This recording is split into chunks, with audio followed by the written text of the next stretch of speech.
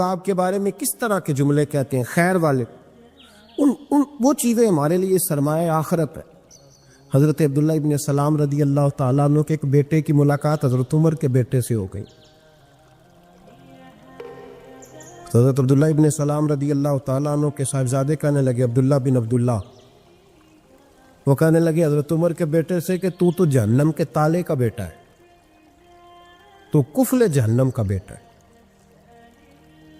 تو حضرت سیدنا عبداللہ ابن عمر جو تھے وہ ناراض ہو گئے کہ میرے باپ کو جہنم کا تالا کہا۔ گھر جا کر حضرت عمر کو شکایت کی کہ عبداللہ بن سلام کا بیٹا کہتا ہے تو جہنم کے تالے کا بیٹا ہے۔ تو حضرت عمر کہنے لگے اس کو کہہ لکھ کے دے اور اپنے باپ سے سائن کرا کے دے۔ کہ ابا جی اس نے اتنی سخت بات کی اور آپ خوش ہو رہے، فرمایا اسے کہو لکھ کے دے۔ کہا جناب عجیب بات ہے، فرمایا جاؤ اور اس کے باپ سے مل کے آنا، اسے کہنا لکھ کے دے۔ حضرت عبداللہ بن سلام رضی اللہ تعالیٰ عنہ خدمت میں حاضر ہوئے۔ کہا جناب کفل جہنم والی بات کیا ہے، آپ لکھ دیں گے؟ فرمایا میں لکھ دوں گا۔ کہا جناب مجھے بھی حکمت سمجھائیں، جہنم کا تالا اس کی کیا مراد ہے؟ تو حضرت عبداللہ ابن سلام فرمانے لگے اس سے مراد یہ اپنے ایمان کی آبیاری کے لیے وائس آف ARQ کو سبسکرائب کریں اور بیل کے بٹن کو دبا دیں۔ بہت شکریہ۔ غریب آدمی بدو رات کے وقت، وہ کہیں بیچارہ صبح سے چلا تھا، مدینے پہنچتے اسے رات ہو گئی۔ اس نے ڈرتے ہوئے نا خیمہ ہی باہر لگا لیا۔ جہاں رات ہوئی نا آدھی رات کو کوئی 1-2 بجے سمجھ لے پہنچا مدینے، تو اس نے باہر نے خیمہ لگا لیا۔ بیوی اس کی امید سے تھی، بچے کی ولادت کا وقت قریب آ گیا، بیمار ہو گئی، اس نے خیمہ لگایا۔ بیوی اندر ہے، حضرت عمر فاروق کشت پہ تھے رات کو، ساتھ ایک غلام تھا۔ حضرت عمر فاروق رضی اللہ تعالیٰ عنہ کہنے لگے وہ آگ جل رہی ہے تھوڑی سی، پتہ کرو کون ہے۔ تو آپ کا غلام پتہ کرنے گیا تو بدو نے ڈانٹ دیا، کہنے لگے جاؤ تمہیں کیوں بتاؤں۔ حضرت عمر خود گئے، کہنے لگے مسافر بھائی بتا تو صحیح۔ کہنے لگا جی چھوڑے، میں آپ کو کیوں بتاؤں، میں کون ہوں، کیسے آیا ہوں۔ فرمایا خیمے کے اندر سے کراہنے کی آواز آتی، کوئی درد سے چیخ رہا ہے، بتا ہمیں بات کیا ہے۔ کہنے لگا جی میں فلاں بستی فلاں علاقے کا ایک غریب ہوں، امیر المومنین عمر فاروق سے ملنے آیا ہوں، اور رات ہو گئی ہے تو یہاں خیمہ لگایا ہے، صبح میں ان سے مل کے چلا جاؤں گا۔ تو رات کو تکلیف دینا پسند نہیں کیا، تو میری بیوی امید سے تھی، اب بچے کی ولادت کا وقت قریب ہے، پاس کوئی نہیں۔ حضرت عمر کہنے لگے تو ٹھہر میں ابھی آیا۔ چہرے پہ نقاب ہے، اسے بتایا نہیں میں ہی امیر المومنین۔ عمر دوڑے گئے، اپنی زوجہ سے کہنے لگے اگر تجھے بہت بڑا اجر مل رہا ہو تو حاصل کرے گی؟ کہا کروں گی۔ تو کہنے لگے چل پھر میرے ساتھ، بہت بڑا اجر ہے، ایک دوست کے ہاں ولادت کا وقت ہے، ضرورت کی چیزیں ساتھ لے لو۔ اس عورت نے تھوڑے دانے لے لیے، گھی لے لیا۔ حضرت عمر سے کہنے لگی لکڑیاں اکٹھی کر لیں۔ امیر المومنین کونسلر کی بات نہیں بتا رہا آپ، میں آپ کو MPA کی بات نہیں بتا رہا، اس کی بات بتا رہا ہوں جو 22 لاکھ مربع میل کا حکمران ہے، اس کی بات بتا رہا ہوں جس کے بارے میں میرے مصطفیٰ کریم صلی اللہ تعالیٰ علیہ وآلہ وسلم نے فرمایا میرا عمر تو وہ ہے کہ 950 سال حضرت جبریل بھی اس کی شان بیان کریں تو عظمت ختم نہیں ہوتی۔ اتنا بڑا شخص۔ حضرت عمر نے لکڑیاں اکٹھی کی، اینٹوں کا روڑے لے کے چولہا بنایا، پہنچ گئے۔ آپ کی زوجہ کہنے لگی یہ تھوڑے دانے ڈالنے، گھی ڈالنے اور ایک لکڑی لے کے اس کو ہلائیں، تیار کریں۔ خود زوجہ اندر چلی گئی، حضرت عمر باہر پکانے لگے۔ وہ بدو کہتا ہے میں اس طرح کا ان کے ساتھ بہیو کرنے لگا جیسے کو کسی چوکیدار کے ساتھ نہیں کرتا۔ میں نے سمجھا جی عمر نے چوکیدار رکھے آنے جانے والے مہمانوں کا۔ میں کبھی پانی کا پیالہ مانگتا، کبھی کوئی بات، عمر دوڑے جاتے، کبھی پانی لاتے۔ او مسلمانوں، او میرے رسول کے غلاموں، یہاں اس دین کی بات کی جا رہی ہے جو دین حضرت عمر فاروق رضی اللہ تعالیٰ عنہ نے جس پر عمل کر کے دکھایا ہے، اس دین کی یہ والا نظام ہم نے لانا تھا۔ یہ ہمیں بتایا گیا تھا کہ پاکستان میں یہ رنگ ہوگا، ایسا نہیں ہوگا کہ امیر بیمار ہو تو لندن میں علاج ہو، یورپ میں، اور غریب کا بچہ بھی پیدا ہو تو وہ ہسپتال کے دروازے پہ ہی پیدا ہو جائے۔ یہ اس والے پاکستان کی تصویر ہمیں نہیں دکھائی گئی کہ گندم امیر شہر کی ہوتی رہی خراب اور بچی کسی غریب کی فاقوں سے مر گئی۔ لیکن یاد رکھو بس میری زبان پہ آیا ہے، آج مجھے کہہ لینے دو، امیر شہر سے لیں گے حساب پائی پائی کا۔ بس مجھے کہنے دو، ارادہ کرنے دو، امیر شہر سے لیں گے حساب पाई पाई का, बस गरीबे शहर के बच्चे तो जवान होने दो, जरा हमारे बच्चों को बड़ा हो लेने दो, जरा इन्हें अपने दीन को समझ लेने दो, हम तुम्हें पूछेंगे। और अगर यहां गरीब ना पूछ सके तो मेरे नबी पाक ने फरमाया कयामत वाले दिन गरीब ही ताकतवर होंगे, वो दिन होगा ही गरीबों का, ये तुम्हें पूछेंगे। तुम्हें होटल में ना एक बाबा जी बर्तन मांजते थे, बूढ़े आदमी थे, 70 साल के करीब उम्र थी। उनका एक बेटा था, एक बहू थी, एक पोता था, लेकिन वो बेचारे बेटा बीमार रहता था तो लिहाजा वो खुद मजदूरी करते थे। कहते हैं एक दिन वो बाबा जी मेरे पास आए, कहने लगे मेम साहब 2-4 दिन की छुट्टी चाहिए। तो मैंने कहा खैरियत है? कहने लगे मैडम मेरा बेटा फौत हो गया। बेटा,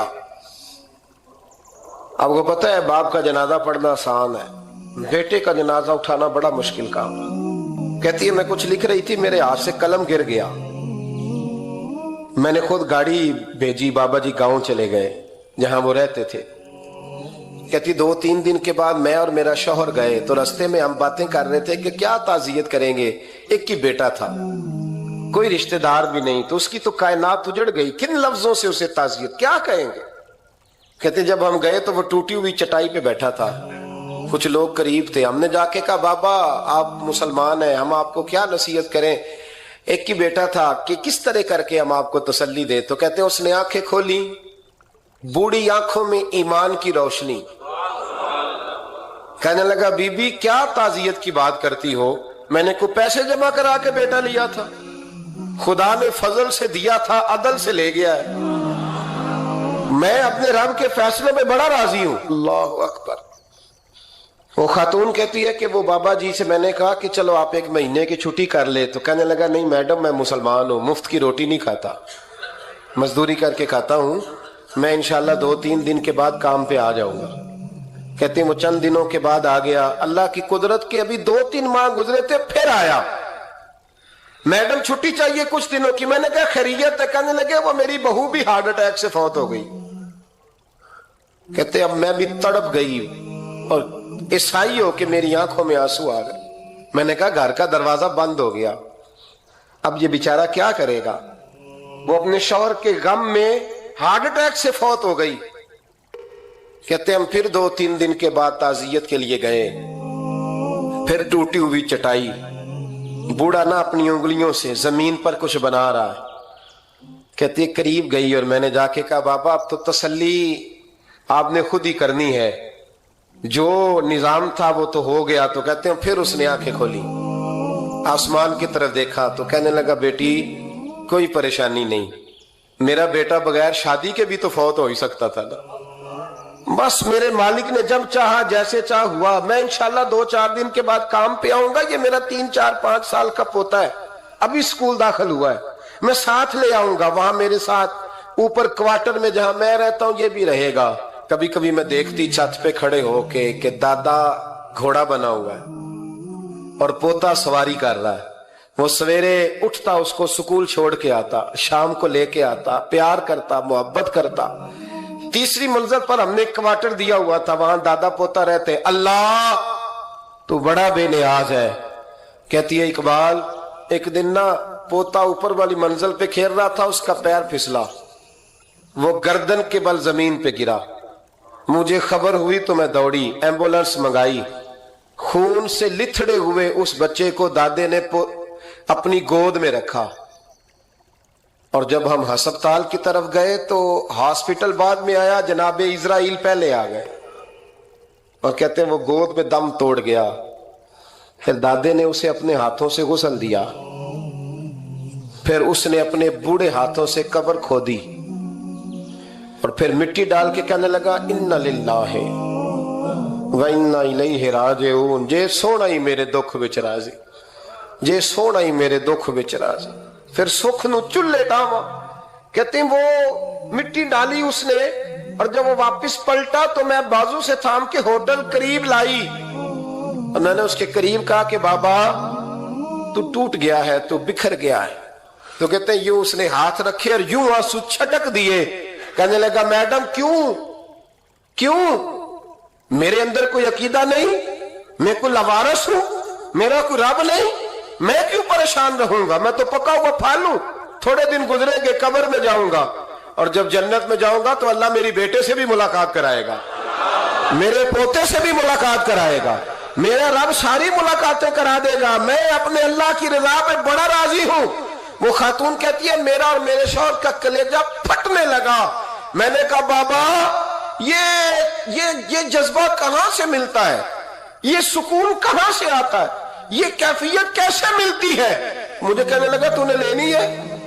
میں نے کہا تو کہنے لگا تو بھی گنبد خضرا والے نبی کا کلمہ پڑھ جا, اللہ تجھے سکون عطا کرے. حضرت عمر فاروق رضی اللہ تعالی عنہ. حضرت عمر معمولی شخص نہیں, معمولی آدمی نہیں. کچھ لوگ صدیوں کے بعد پیدا ہوتے ہیں اور کچھ لوگ ایسے ہوتے ہیں جو ایک ہی بار پیدا ہوتے ہیں, ان جیسا دوسرا پیدا ہوتا ہی نہیں, دوسرا ان طرح کا پیدا ہوتا ہی. حضرت عمر رضی اللہ تعالیٰ عنہ جیسی شخصیات پیدا ہی نہیں ہوتی دوبارہ. سارے صحابہ در رسالت مآب پہ خود آئے. یہ وہ عظیم شخص ہے جسے اللہ کے محبوب نے اللہ سے مانگ کے لیا ہے, کہا اے اللہ یہ مجھے دے دے, اللہ سے مانگ کے لیا ہے. اس لیے صوفیاء کہتے ہیں کچھ مرید ہوتے ہیں کچھ مراد ہوتے ہیں, کچھ مرید ہوتے ہیں کچھ مراد ہوتے ہیں. مرید وہ ہوتا ہے جو چل کے آتا ہے, آ کے مرید ہوتا ہے. مراد وہ ہوتا ہے جسے کہا جاتا ہے کہ یہ کبھی میرا بن جائے نا, یہ کبھی آ جائے نا, میرا بن جائے, اس کو مراد کہتے ہیں. حضرت عمر مصطفیٰ کریم کی مراد ہیں, حضور کی مراد ہے. اللہم اعز الاسلام بے اسلام عمر ابن خطاب, اے اللہ اسلام کو عزت دے دے, میرے عمر کو کلمہ پڑھنے کی توفیق عطا فرما دے. اور کیسے دعا مانگی؟ اور یار حضرت عمر کی تو اس فضیلت کا کوئی جواب نہیں دے سکتا. میرے رسول پاک علیہ السلام سب کے لیے ہی دعا مانگتے ہیں نا, حضور کی دعا عام ہے, لیکن مصطفیٰ کریم نے کعبے کا غلاف تھام لیا اور غلاف کعبہ کو حضور نے سینے سے لپٹایا اور سینے سے چمٹا کے کہا اے اللہ میں نے تو کبھی سوال ہی زیادہ نہیں کیے, میں کرنے آیا ہوں, مجھے عمر دے دے, عمر دے دے. حضور نے مانگ کے لیا. اور پھر جب جس کو حضور مانگے اللہ سے, کہ حضرت عمر رضی اللہ تعالیٰ عنہ کا آج یوم شہادت ہے, میرا تو دل کرتا تھا کہ فجر سے باتیں شروع ہوں اور سارا دن ہی عمر کی باتیں ہوتی رہیں, سارا دن جناب عمر کی باتیں, سارا دن. اس لیے کہ ذکر جناب عمر کا ہوگا پر راضی اللہ کے رسول ہوں گے صلی اللہ, تو جاگ کے بیٹھے, خوش ہو کے بیٹھے. ہمارے ہاں منایا ہی نہیں جاتا. بابے اللہ کی تا ساؤن بھادروں اسو کتا تے منڈے جنوری فروری, تو اسلامی سال بھی گیا اور وہ تاریخیں بھی ساری گئیں.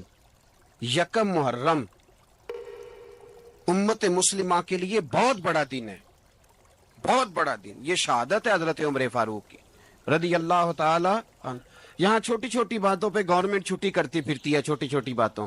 الیکشن ہو گیا تو چھٹی, فلاں جگہ پہ تھوڑا سا کسی نے خبر دے دی کہ کوئی پریشانی ہے تو چھٹی, فلاں جگہ یہ ہو گیا تو چھٹی. یہاں تک کہ فلاں وزیر صاحب فلاں علاقے میں آئیں گے تو سارے علاقے کو چھٹی. اور اب تو اس سے بڑا حال ہونے لگا ہے, اگر جن لوگوں کی سندھ میں حکومت ہے ان کے لیڈر کا دن آیا تو اس دن چھٹی, اور جن کی پنجاب میں حکومت ہے ان کا دن آیا تو چھٹی. ہمارا مطالبہ ہے حکومت پاکستان سے, اگر سر اٹھا کے جینا چاہتے ہو تو یکم محرم کو چھٹی کیا کرو.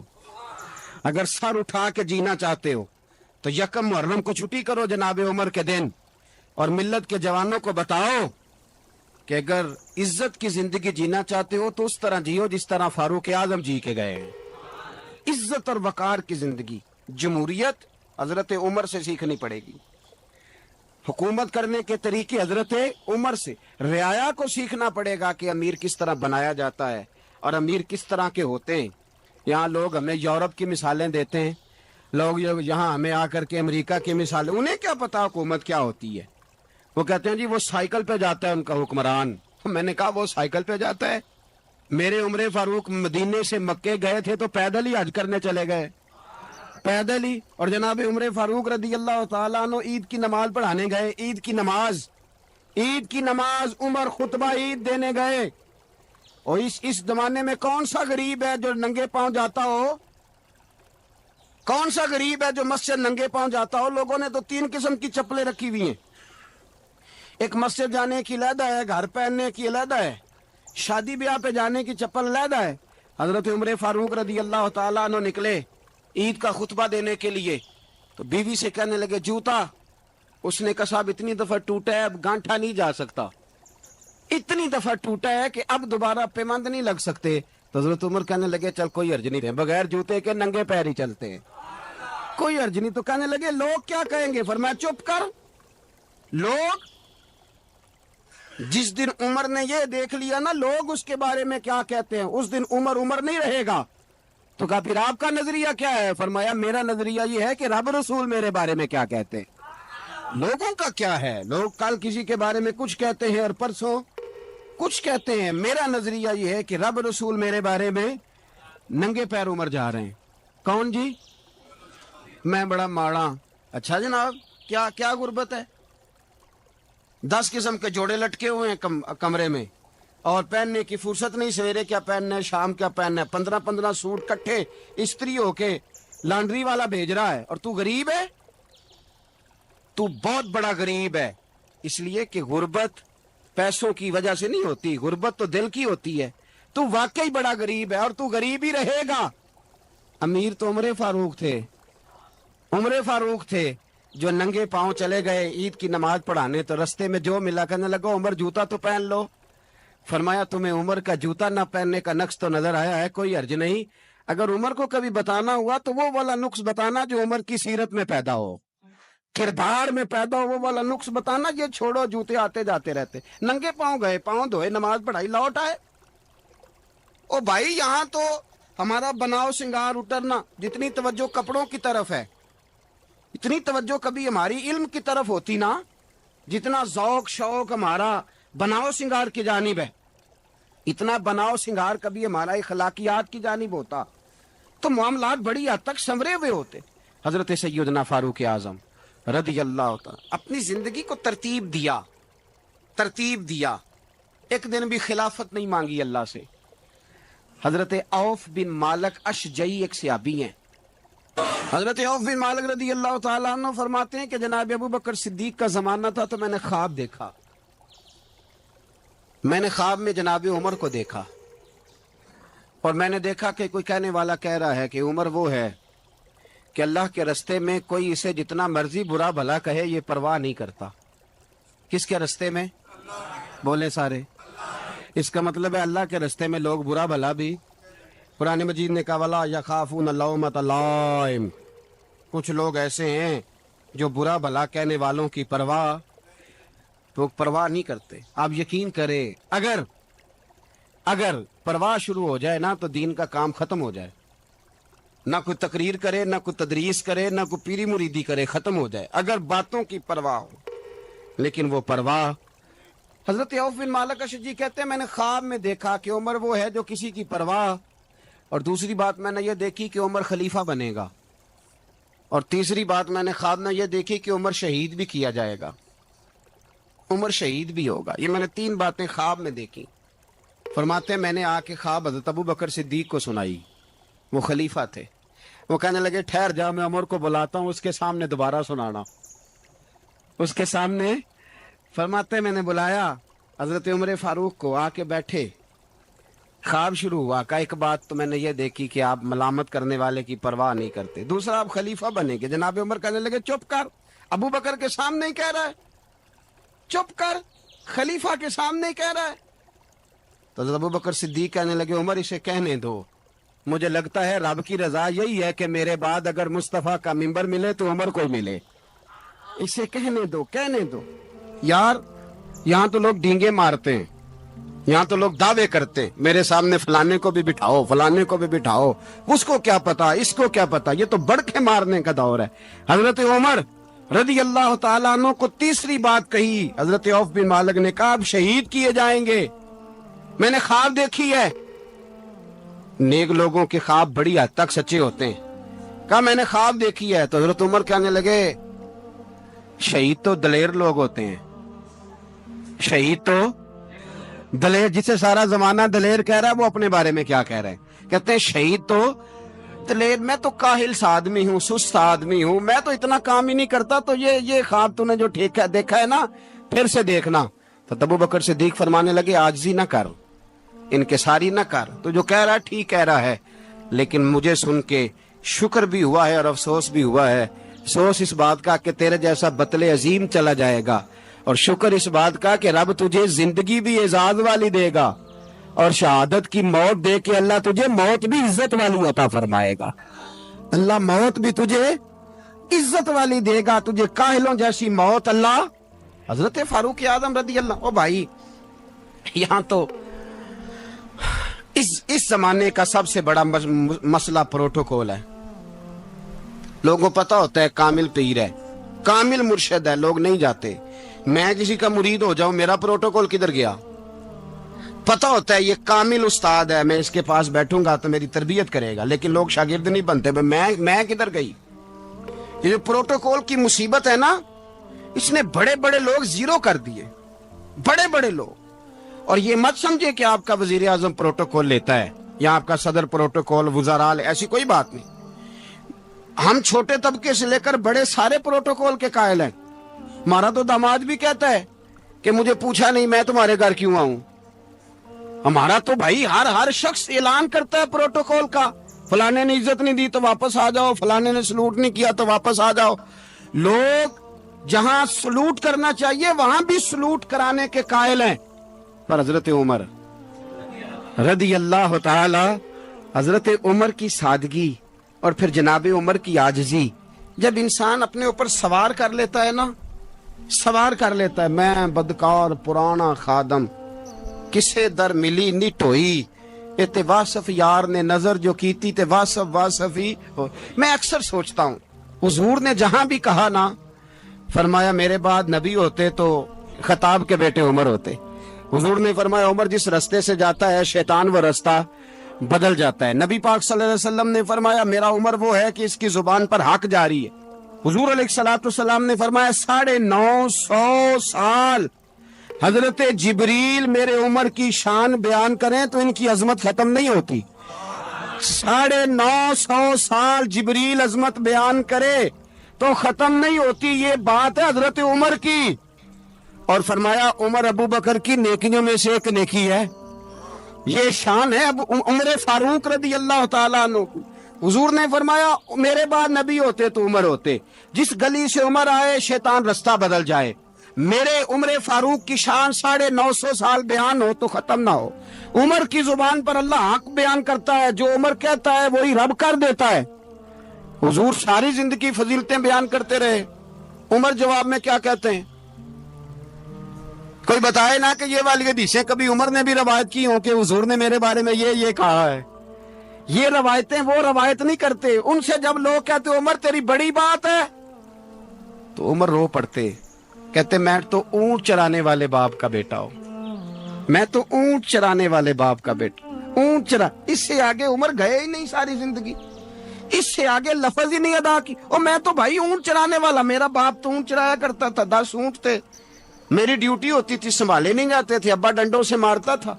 सारी जिंदगी उम्र हाज करने गए, एक खुश्क तना खजूर का उमर फारूक रदी अल्लाह ताला अन्हु ने उसको अपने कलावे में लिया, रोने लगे।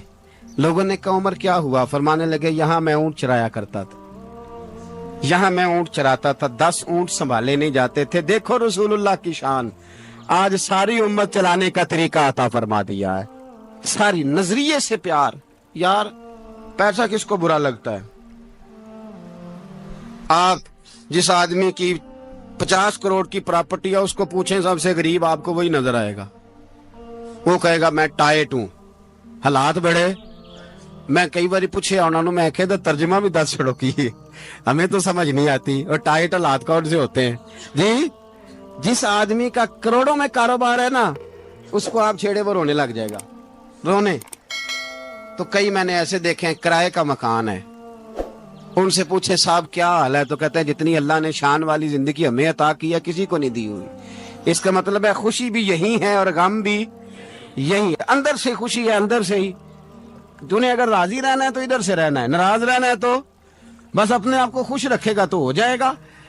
सारे सहाबा मिल के आए, कहने लगे उमर फारूक से कहना है नबी पाक के जमाने में तो ज़ाहिरन गुर्बत थी, अबू बकर के दौर में भी गुर्बत थी, अब तो बड़ा माल है। उमर से सिफारिश करो कि उमर नया कुर्ता पहना करे। मुल्कों के सफीर आते हैं, उमर वही फटी पुरानी चादर ओढ़ के और वही कई जगह पे पेबंद लगे सूट पहन के सफीरों के सामने बैठ जाता है। उमर को मशवरा दो, तय हो गई बात। सब ने जब मशवरा दे लिया तो सारे कहने लगे ये बताओ शेर की मूंछ को हाथ कौन लगाएगा? कहना किसने है, बंदा भी तो ढूंढो ना। मैं कहा जनाब मेरा ये ख्याल है कि मौला अली शेर खुदा कहेंगे, क्योंकि जिस शख्स की उमर को सबसे ज्यादा हया करते देखा वो शेर खुदा मौला अली है रदी अल्लाह ताला। अली कहेंगे इसलिए कि जनाब अली तो कई दफा जब गुफ्तगू करते थे तो हजरत उमर चुप कर जाते थे और फरमाते थे अली ना होता तो मैं हलाक हो जाता। तो कहा अली से कहो। जनाब अली शेर खुदा को बुलाया, किस काम के लिए जी? अल्लाह अकबर। ये जरा आपने इस दौर पे इस बात को जरा लाका जनाब उनसे कहें कि ज्यादा नहीं, एक कुर्ता नया पहन ले। सफीर आते हैं, वजीर आते हैं तो एक कुर्ता नया पहन ले।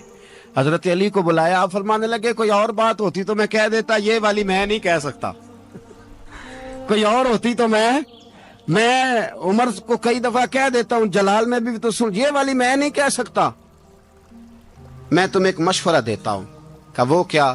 कहने लगे सैयद आयशा सिद्दीका से कहो, वो मोमिनों की माँ है, उमर टालेगा नहीं। अम्मा जी से जाके कहा अम्मा जी नया कुर्ता उमर से कहीं पहन लें, वजीर आते हैं बड़े बड़े लोग तो चलो कोई अर्ज नहीं। अम्मा जी ने कहा अच्छा कोई बात नहीं मैं बुला लेती हूँ। जनाबे आयशा ने पैगाम भेजा। जब खादम ने कहा ना मुस्तफा के घर से पैगाम आया है, तो 20 लोग बैठे थे। उमर कांपते हुए उठे, कांपते दौड़े। हजरत आयशा पर्दे में थी तो फरमाती हैं उमर अत्ताहियात की हालत में बैठ गए। कहा अम्मा जी देर तो नहीं हो गई मुझे आने में? कहा नहीं टाइम पे आ गए हो। किस लिए बुलाया था? कहा उमर देखो गुर्बत के मामलात और होते हैं, जब अल्लाह आसानी दे तो कोई चीज इस्तेमाल करना हराम नहीं होती, अगर हराम है तो बताओ। कहा नहीं अम्मा जी हलाल ही है। तो फरमाया फिर इतने सफीर आते हैं, मुशीर आते हैं, अब तो माले गनीमत बड़ा आता है, ढेर लग जाते हैं मस्जिद में, तो चल एक नया कुर्ता तुम भी पहन लिया करो, और आप नया कुर्ता पहनोगे तो धाक बैठेगी गैरों पर। तो सहाबा का मशवरा है कि आप नया लिबास पहने।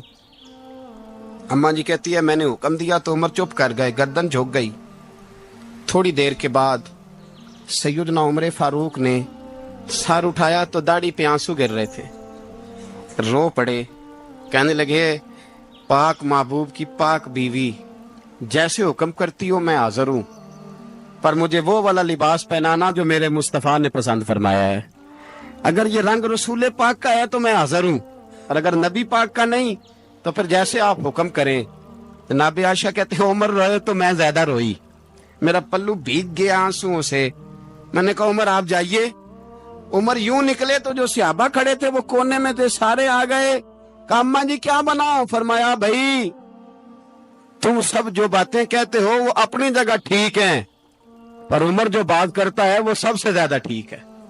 उमर जिस पहलू पर बात करता है वो, यार ऐसी आजिज़ी, ऐसा रंग, ऐसा अंदाज, ऐसा तर्ज हयात, ऐसी जिंदगी। औलाद के मामले में लोग बुज़दिल हो जाते हैं, बुज़दिल। पर हजरत उमर का बेटा मिस्र गया, वहां से कमाई करके लाया, तिजारत करने गया, लाखों का माल। कौन सा बाप है दुनिया में जिसका बेटा बाहर से पैसे लेके आए तो अब्बा तफसील पूछे कि बेटा कहां से कमाए, कहां से लाया, कितने मिले, क्यों आए? कौन सा बाप तफसील पूछता है? अब्बा तो कहता ला सही, और तारीफें करता है मेरा बेटा बड़ी कमाई करता है। कभी पूछा है उससे कि ड्यूटी सही देता है कि नहीं? कभी पूछा है कि तू ईमानदारी की रोजी लाता है कि हराम की कमाता है? ये बाप की जिम्मेदारी है, ये अम्मा की जिम्मेदारी है। फिर कहता है बीमारी कैसे आ गई, परेशानी कैसे आ गई? तूने कभी सवाल किया अपनी औलाद से? हजरत उमर फारूक रदी अल्लाह ताला अन्हु का बेटा मिस्र से पैसे कमा के लाया तो जनाब उमर ने बुलाया, फरमाया बेटे इतनी तो तेरे पास रास ही नहीं थी, थोड़े से तो तू पैसे लेके गया था, इतनी कमाई कैसे हो गई? इतने तो पैसे नहीं थे साहब, कहां से कमाई लाए? उसने कहा अब्बा जी वो जो मेरे चचा है ना मिस्र के गवर्नर, आपके दोस्त, उन्होंने मेरी मदद की है। फरमाया जितने लोग गए थे सबकी की है मदद उसने? कहा नहीं, सिर्फ मेरी की। फरमाया तेरी क्यों की? तेरी क्यों की? कहा हुजूर आपके दोस्त हैं। फरमाया चुप कर, हुजूर उन्होंने मुझे इतने पैसे दिए, मैंने कारोबार में डाले तो नफा आया तो मैं उनकी रकम दे के। फरमाया खामोश हो जा, बाकी जितने लोग गए थे सबकी मदद की उसने? कहा नहीं हुजूर सिर्फ मेरी की। फरमाया उसने तेरी मदद नहीं की, उसने खलीफा के बेटे की मदद की, इसलिए कि वो खलीफा को अपने हक में नरम कर सके। फरमाया आधा माल तेरा है, आधा माले गनीमत का है, माले खजाना का है, मुसलमानों का है, इसलिए कि तू जो वहां से माल कमा के लाया है वो अपने बाप के खलीफा होने की वजह से कमा के लाया है, लिहाजा रख इधर। यहां कहते हैं किधर से आया, कैसे आया, कौन सा हिसाब दें, क्या करें? ओ भाई हजरत उमर रज़ी अल्लाह ताला अन्हु का अपनी औलाद के बारे में ये रंग है। एक जंग से ना खुशबू आई, खुशबू बड़ी महंगी होती थी, अरब में खुशबू आज भी बड़ी महंगी है, वो ज्यादा इस्तेमाल करते हैं। मेरी बातों की समझ आ रही है मेरे भाई? बड़ी महंगी खुशबू थी। जब वो खुशबू आई तो हजरत उमर ने कहा, घर में पहले पहुंची हजरत उमर के, चूंकि ज्यादा औरतें इस्तेमाल करती थी घर के अंदर खुशबू, मर्द भी लगाते थे। हजरत उमर ने अपनी बीवी से कहा, आपकी ज़ौजा जो थी वो बड़ी खुशबू को पसंद करती थी। हजरत उमर ने अपनी ज़ौजा से कहा कि खुशबू लाओ, मैंने एक औरत की ड्यूटी लगाई है, वो खुशबू तोल तोल के ना तो हिस्सा बराबर स्याबा में बांट देगी। तो आपकी ज़ौजा कहने लगी, किसी बीबी की ड्यूटी लगाने की क्या जरूरत थी, मैं जो मौजूद थी मैं बांट देती हूं तोल के हिस्सा बराबर। आपने फरमाया नहीं तू रहने दे, और फलानी बीबी बांटेगी। कहा हुजूर मैंने भी बांटनी है, मेरे पे कुछ हक है? आपने फरमाया नहीं, तू तफसील ना पूछ, तू खुशबू दे दे, कोई और बांटेगी। खातूने खाना थी ना, कहने लगी नहीं मुझे भी आज आपको बताना ही पड़ेगा कि कोई जो बांट सकती है तो मैं क्यों नहीं बांट सकती? ज़ौजा कहती उमर ने बात की तो मेरी चीखें निकल गई। हजरत उमर फरमाने लगे, जब तू खुशबू बांटेगी ना तेरे हाथों को भी लगेगी, तेरे दुपट्टों को भी लग जाएगी। अगर रब करीम ने मुझसे सवाल पूछा कि उमर खुशबू तो मुसलमानों की थी, तेरी बीवी के दुपट्टे को क्यों लग गई, तो मैं अल्लाह के हुजूर क्या जवाब दूंगा? अगर अल्लाह ने यह सवाल किया कि तेरी बीवी ने क्यों लगाई, वो तो हिस्सा था मुसलमानों का, तो तूने तेरी बीवी ने क्यों लगाई? तो फरमाया मैं नहीं चाहता कि अल्लाह के हुजूर मुझे और तुझे बाज़पुरस हो, लिहाजा किसी और को बांटने दे। ज़ौजा रोई और तड़प के कहने लगी, उमर मुझे लगता है सुबह कयामत भी तेरी बीवी होने की वजह से अल्लाह मुझे जन्नत अता फरमा देगा, तेरी ज़ौजा होने की बरकत से। भाई ये मेयार रखा, खुदा की कसम ऐसा शख्स तारीख में दोबारा नहीं आया।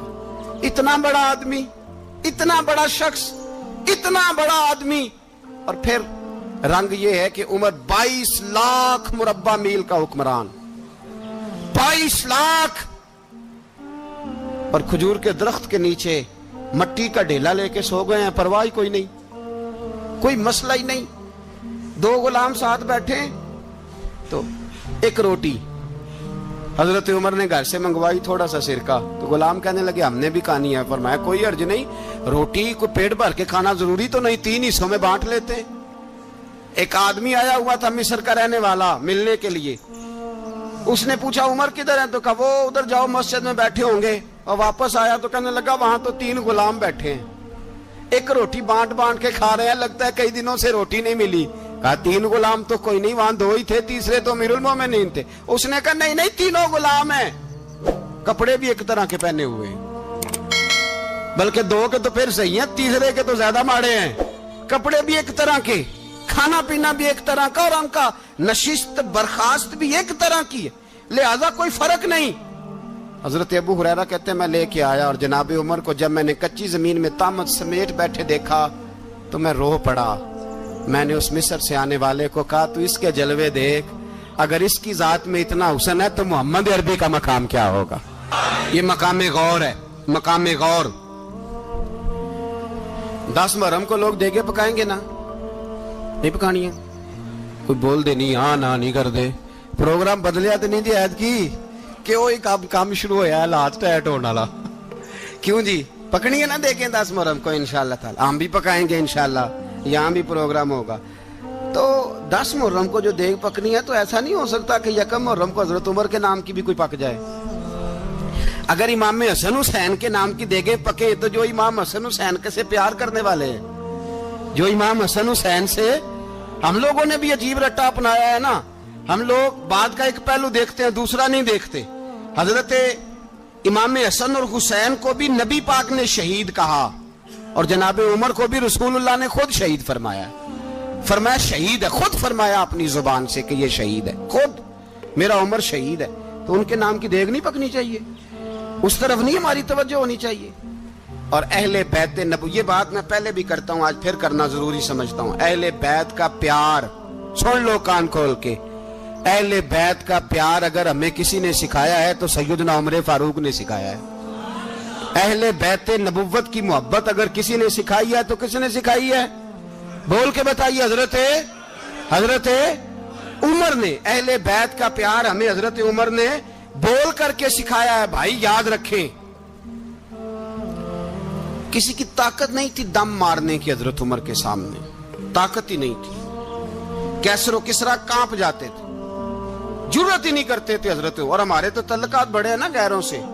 حضرت ابو موسیٰ اشعری رضی اللہ تعالیٰ عنہ فرماتے ہیں میرا منشی عیسائی تھا. وہ کاتب کہتے تھے وہ لوگ, میرا حساب کتاب عیسائی تھا. تو فرماتے ہیں ایک دن میں نے وہ سارا حساب کتاب لین دین کے حضرت عمر کو دکھائے تو فرمانے لگے جس نے لکھے ہیں اس کو بلاؤ. کہنے لگے ضرور مسجد نہیں آ سکتا. کیوں نہیں آ سکتا؟ کہنے لگے وہ عیسائی ہے. کہتے ہیں حضرت عمر جلال میں آ گئے. آپ فرمانے لگے جنہیں رب دور کرتا ہے تم کیوں قریب کرتے ہو؟ جنہیں اللہ دور کرتا ہے. فرمایا تم غیروں کو اگر عہدے دو گے تو اپنوں کا کیا بنے گا؟ اگر تم غیروں کو عہدے دو گے تو اپنوں کا. یہ سوچ ہے جو آج برما کے مسلمانوں کے لیے بھی ضروری ہے. کہا اگر تم غیروں کو عہدے دو گے تو اپنوں کا. ہم نے غیروں کو عہدے دیے تو دیکھا نا اپنے کس طرح کاٹے جا رہے ہیں. غیروں کو جو عہدے دے دیے جرانے سارے غیروں سے. روز دعویٰ ہوتا ہے چین ہمارا سجن ہے, چین ہمارا دوست ہے. او بھائی دوست ہے تو اس سے کہو نا کہ برما تو تمہاری ایک چھوٹی سی ریاست ہے, چین کے بغیر تو وہ سانس بھی نہیں لے سکتا. اس کو کہو نا اس حکومت پہ دباؤ ڈالے. لیکن ہم لوگوں نے غیروں کو عہدے دیے تو اپنے پس گئے. حضرت عمر کہتے تھے ذمی کا ہم ادب کریں گے. ذمی کافر کا ہم, ایسا کافر جو مسلمان ریاست کو قبول کرے, بدامنی نہ پھیلائے. ایک آدمی کو آپ نے دیکھا آنکھوں سے نابینا ہے اور بھیک مانگ رہا ہے, تو حضرت عمر کو نظر آ گیا. فرمایا کون ہو؟ اس نے کہا میں یہودی ہوں. فرمایا بھیک کیوں مانگتے ہو؟ کہا جب تک تندرست تھا مسلمانوں کو جزیہ دیتا تھا, بوڑھا ہو گیا ہوں کیا کروں. حضرت عمر نے گھوڑے کی پشت پہ بٹھایا, کافر کو گھوڑے کی پشت پہ بٹھایا اور بٹھا کے مدینے لائے. حضرت علی شیر خدا وزیر خزانہ تھے. فرمایا علی اس کا وظیفہ جاری کرو. کہا یہ کون ہے؟ فرمایا یہ یہودی ہے لیکن یہ ہمیں جزیہ دیتا رہا, بوڑھا ہو گیا بیچارہ, بھیک مانگنے پہ مجبور ہے, ہماری حکومت کے اندر رہتا ہے, اس کا پورا وظیفہ جتنا خرچہ اتنا وظیفہ لگاؤ. حضرت علی کہتے ہیں میں وظیفہ لگا رہا تھا اور وہ میرے نبی کا کلمہ پڑھ رہا تھا, وہ رسول اللہ کا کلمہ پڑھ رہا تھا. یہ مزاج, یہ نہیں کہ کافر. حضرت عمر نے گورنروں کو خط لکھے تھے کہ زبردستی کسی کو مسلمان نہیں کرنا, جہاں ان کی عبادت گاہیں بنی ہو گرانی نہیں, کوئی مندر کوئی گرجا ضائع نہیں کرنا. اسلام سب کو جینے کا موقع دیتا ہے, پر بے ایمانو ظالموں بدذاتوں تمہیں یہ کہتا ہے کہ ہم تمہیں جینے کا موقع دیتے, تم بھی مسلمانوں کو جینے کا موقع دو. یہ جہاں بستے ہیں جہاں رہتے ہیں انہیں وہاں جینے کا موقع دو, انہیں بھی اللہ اکبر کہنے کا موقع دو, انہیں بھی قرآن پڑھنے کا موقع دو, انہیں بھی رسول اللہ پر درود پڑھنے کا موقع دو. ہمارے ملک میں عیسائی اپنی مرضی سے کھلے عام تبلیغ کرتے ہیں. یہاں تو چینل چلائے ہیں عیسائیوں نے. کسی مذہبی جماعت نے کبھی جلوس نکالا ہے کہ عیسائیوں کا چینل بند کرو؟ بولے نکلا ہے کہ نہیں نکلا؟ کتنے ظلم کی بات ہے. ہم جب غیر کو اتنا تحفظ دیتے ہیں, اتنا تحفظ دیتے ہیں. ہم نے دیکھا ہے, مجھے 20 لوگوں نے عید پہ ٹیلی فون کیے کہ عیسائیوں کو قربانی کا گوشت دے لیں, مجبور ہیں جی, دروازے پہ آ گئے ہیں, ہمارے کام کاج کرتے ہیں. 20 لوگ, عام آدمی کے دل میں ان کا اتنا جذبہ ہے. وہ مسائل کا بیان کرنا ایک علیحدہ بات, لیکن ہمارے دل کافر کے حق میں بھی نرم ہو جاتے ہیں. تم کس قدر زیادہ بے ایمان ہو اور کفر کس قدر زیادہ ذلیل ہو گیا ہے کہ مسلمان کے حق میں نرم ہوتا ہی نہیں. اور اس سے بڑے ذلیل وہ ہیں جو ان ذلیلوں کے سپورٹر ہیں. وہ کسی عرب ملک کے حکمران ہو یا کسی اور جگہ کے, وہ بڑے ذلیل ہے जो इन जलीलों के सपोर्टर हैं, जो बर्मा की बच्चियों के कत्ल पर अपनी हुकूमतें चमका रहे हैं, ने शर्म नहीं आती। इस कदर मुसलमान तड़पा है, लेकिन उन बेगैरतों को जरा होश नहीं आई। और ये उनके कमाश, उनके दलाल जो हर जगह उनकी सपोर्ट करके अपनी हुकूमतें कायम करते हैं, बेईमानों को पता नहीं कि कब इन पर अल्लाह का अजाब उतरेगा और किस तरह इनके परखशे उड़ेंगे। तुम्हें अपनी जिल्लत और रुसवाई नजर नहीं आ रही कि जमीन किस तरह तुम्हारे लिए तंग हो गई है? इससे ज्यादा और तुम्हारी रुसवाई क्या होगी? डरो अल्लाह से, और ये तो दुनिया का अजाब है। इन्न बत्श रब्बिक लशदीद, मेरा रब कहता है कयामत तो कायम होने दे। इतना सख्त तेरे रब की पकड़ है, इतनी किसी दूसरे की हो सकती? याद रखिए और थोड़ा एहतियात करें हम सब लोग भी, जो हम लोग आधी जुबान बोल के भी इनकी सपोर्ट करते हैं। अब शर्म आनी चाहिए हमें इन हुकूमतों की सपोर्ट करते जो मुसलमानों की लाशों के ऊपर हुकूमतें कायम करते हैं, शर्म आनी चाहिए। बहरहाल बात दूर निकल जाएगी और मैं अपने मजमून पे रहता हूं। अहले बैत का प्यार अगर सिखाया है तो जनाब उमर ने सिखाया है रदी अल्लाह ताला अन्हो, इमाम हसन मिलने। आप यकीन करें, मैं जब इस वाकया को पढ़ता हूं तो मेरा दिल झूम जाता है। मैं कहता हूं यार, डाटा होना अपनी जगह पे, इश्क होना अपनी जगह पे, इंसान का बावकार होना अपनी जगह। जहां खड़े होना था वहां ये खड़े होते थे, और जहां झुकना था वहां ये इन लोगों में इकबाल ने कहा था, तेरी निगाह नाज से दोनों मुराद पा गए। अकले की याबो जुस्तजू, इश्के हुजूरो इस तरह। जहां अगर आया है सामने कैसरो किसरा तो उमर जैसा दलेर कोई नहीं। अगर सामने आया ईरान का बादशाह तो उमर जैसा तगड़ा कोई नहीं। अगर आया है सामने गुस्सान का बादशाह तो उमर जैसा आदिल कोई नहीं। लेकिन अगर अली का बेटा आया है, अगर फातिमा के लाल पारे आए हैं, तो फिर फारूक आजम से जैसा मुहिब कोई नहीं, फिर उनसे जैसा प्यार करने वाला कोई नहीं। अंदर बैठे हैं जनाब उमर, अंदर तन्हाई में कुछ वजीरों से गुफ्तगू हो रही है, मीटिंगें जारी हैं। आपके बेटे मिलने आए जनाबे अब्दुल्ला इब्ने उमर, अब्बा जी मिलने आए। बात ठहरो, बात कर रहा हूं, कोई ना अंदर आए। साहबजादा बाहर खड़ा है। थोड़ी देर गुजरी तो इमाम हसन भी आ गए। कौन आए? आपको अजब मिलेगा इमाम साहब का नाम लेने से, वो सरदार हैं जन्नतियों। कौन आए? सारे बोलिए, इमाम हसन, तेरी नस्ल पाक में है बच्चा बच्चा नूर का, तू है ने नूर तेरा सब घराना। इमाम हसन आए तो हजरत अब्दुल्ला इब्ने उमर को दरवाजे पे खड़े देखा। कहा अमीरुल मोमिनीन कहाँ हैं? कहने लगे हजरत उमर के बेटे। कहने लगे वो अंदर बैठे, कुछ मीटिंग हो रही है और उन्होंने कहा कोई अंदर ना आए, लेकिन आप जाना चाहें तो चले जाएं। आप जाना चाहें तो, तेरी नस्ल पाक में है बच्चा बच्चा नूर, आप जाना चाहें तो चले जाएं। तो उन्होंने कहा जब आप बाहर खड़े हैं तो मुझे कोई इतना जरूरी काम नहीं, और अभी जोर की नमाज थोड़ी देर में होगी, मैं मस्जिद में मिल लूंगा अमीरुल मोमिनीन से। ये बात कह के इमाम हसन चले गए। यार इतनी बड़ी बात नहीं थी, इतनी बड़ी बात नहीं थी। वो मेरे उस्तादों का बेटा भी आए तो कहा ठीक है जी, वो सोए हुए हैं, तो कोई गर्ज नहीं यार, मैं ठहर के आ जाऊंगा। कोई बड़ी बात नहीं थी, देखा जाए तो बड़ी बात नहीं थी, पर बात बहुत बड़ी थी इसलिए कि ये खाली हसन नहीं, ये हसन इब्ने अली है, ये हजरत फातिमा के लख्ते जिगर। हजरत उमर बाहर निकले, अब्दुल्ला इब्ने उमर से पूछा कोई आया तो नहीं? तो कहा हुजूर इमाम हसन आए थे। तो कहा फिर शहजादे को अंदर क्यों नहीं भेजा? कहा मैंने कहा था। वो कहने लगे अगर अमीरुल मोमिनीन मसरूफ हैं तो मैं जोहर में मिल लूंगा। हजरत उमर रोने लगे, फरमाया बेटे तूने अच्छा नहीं किया। फिर मस्जिद नहीं गए, सीधे इमाम हसन के दरवाजे दस्तक दी। इमाम हसन बाहर आए, कहा शहजादे आए थे तो मिले क्यों नहीं? तो इमाम हसन कहने लगे हुजूर आपका अपना बेटा दरवाजे पे खड़ा था, आपका अपना बेटा दरवाजे पे खड़ा था, और मना भी किया था आपने, तो मैं जोर में मिल लेता। हजरत इमाम हसन फरमाते जोशे जज्बात में जनाबे उमर ने सर से पगड़ी उतार दी, जोशे जज्बात में। कहने लगे हसन मेरे बेटे का और आपका क्या मुकाबला? क्या उसकी मां का नाम फातिमा ज़हरा है? क्या उसकी नानी का नाम खतीजतुल कुबरा है? क्या उसके नाने का नाम मोहम्मद मुस्तफा है? आपका और उसका क्या मुकाबला? फिर रो पड़े और कहने लगे बेटे मैं मक्के के सहराओं में ऊंट चराया करता था, ये जो मेरे सर पर इज्जत के बाल है ये तेरे नाने के उगाए हुए।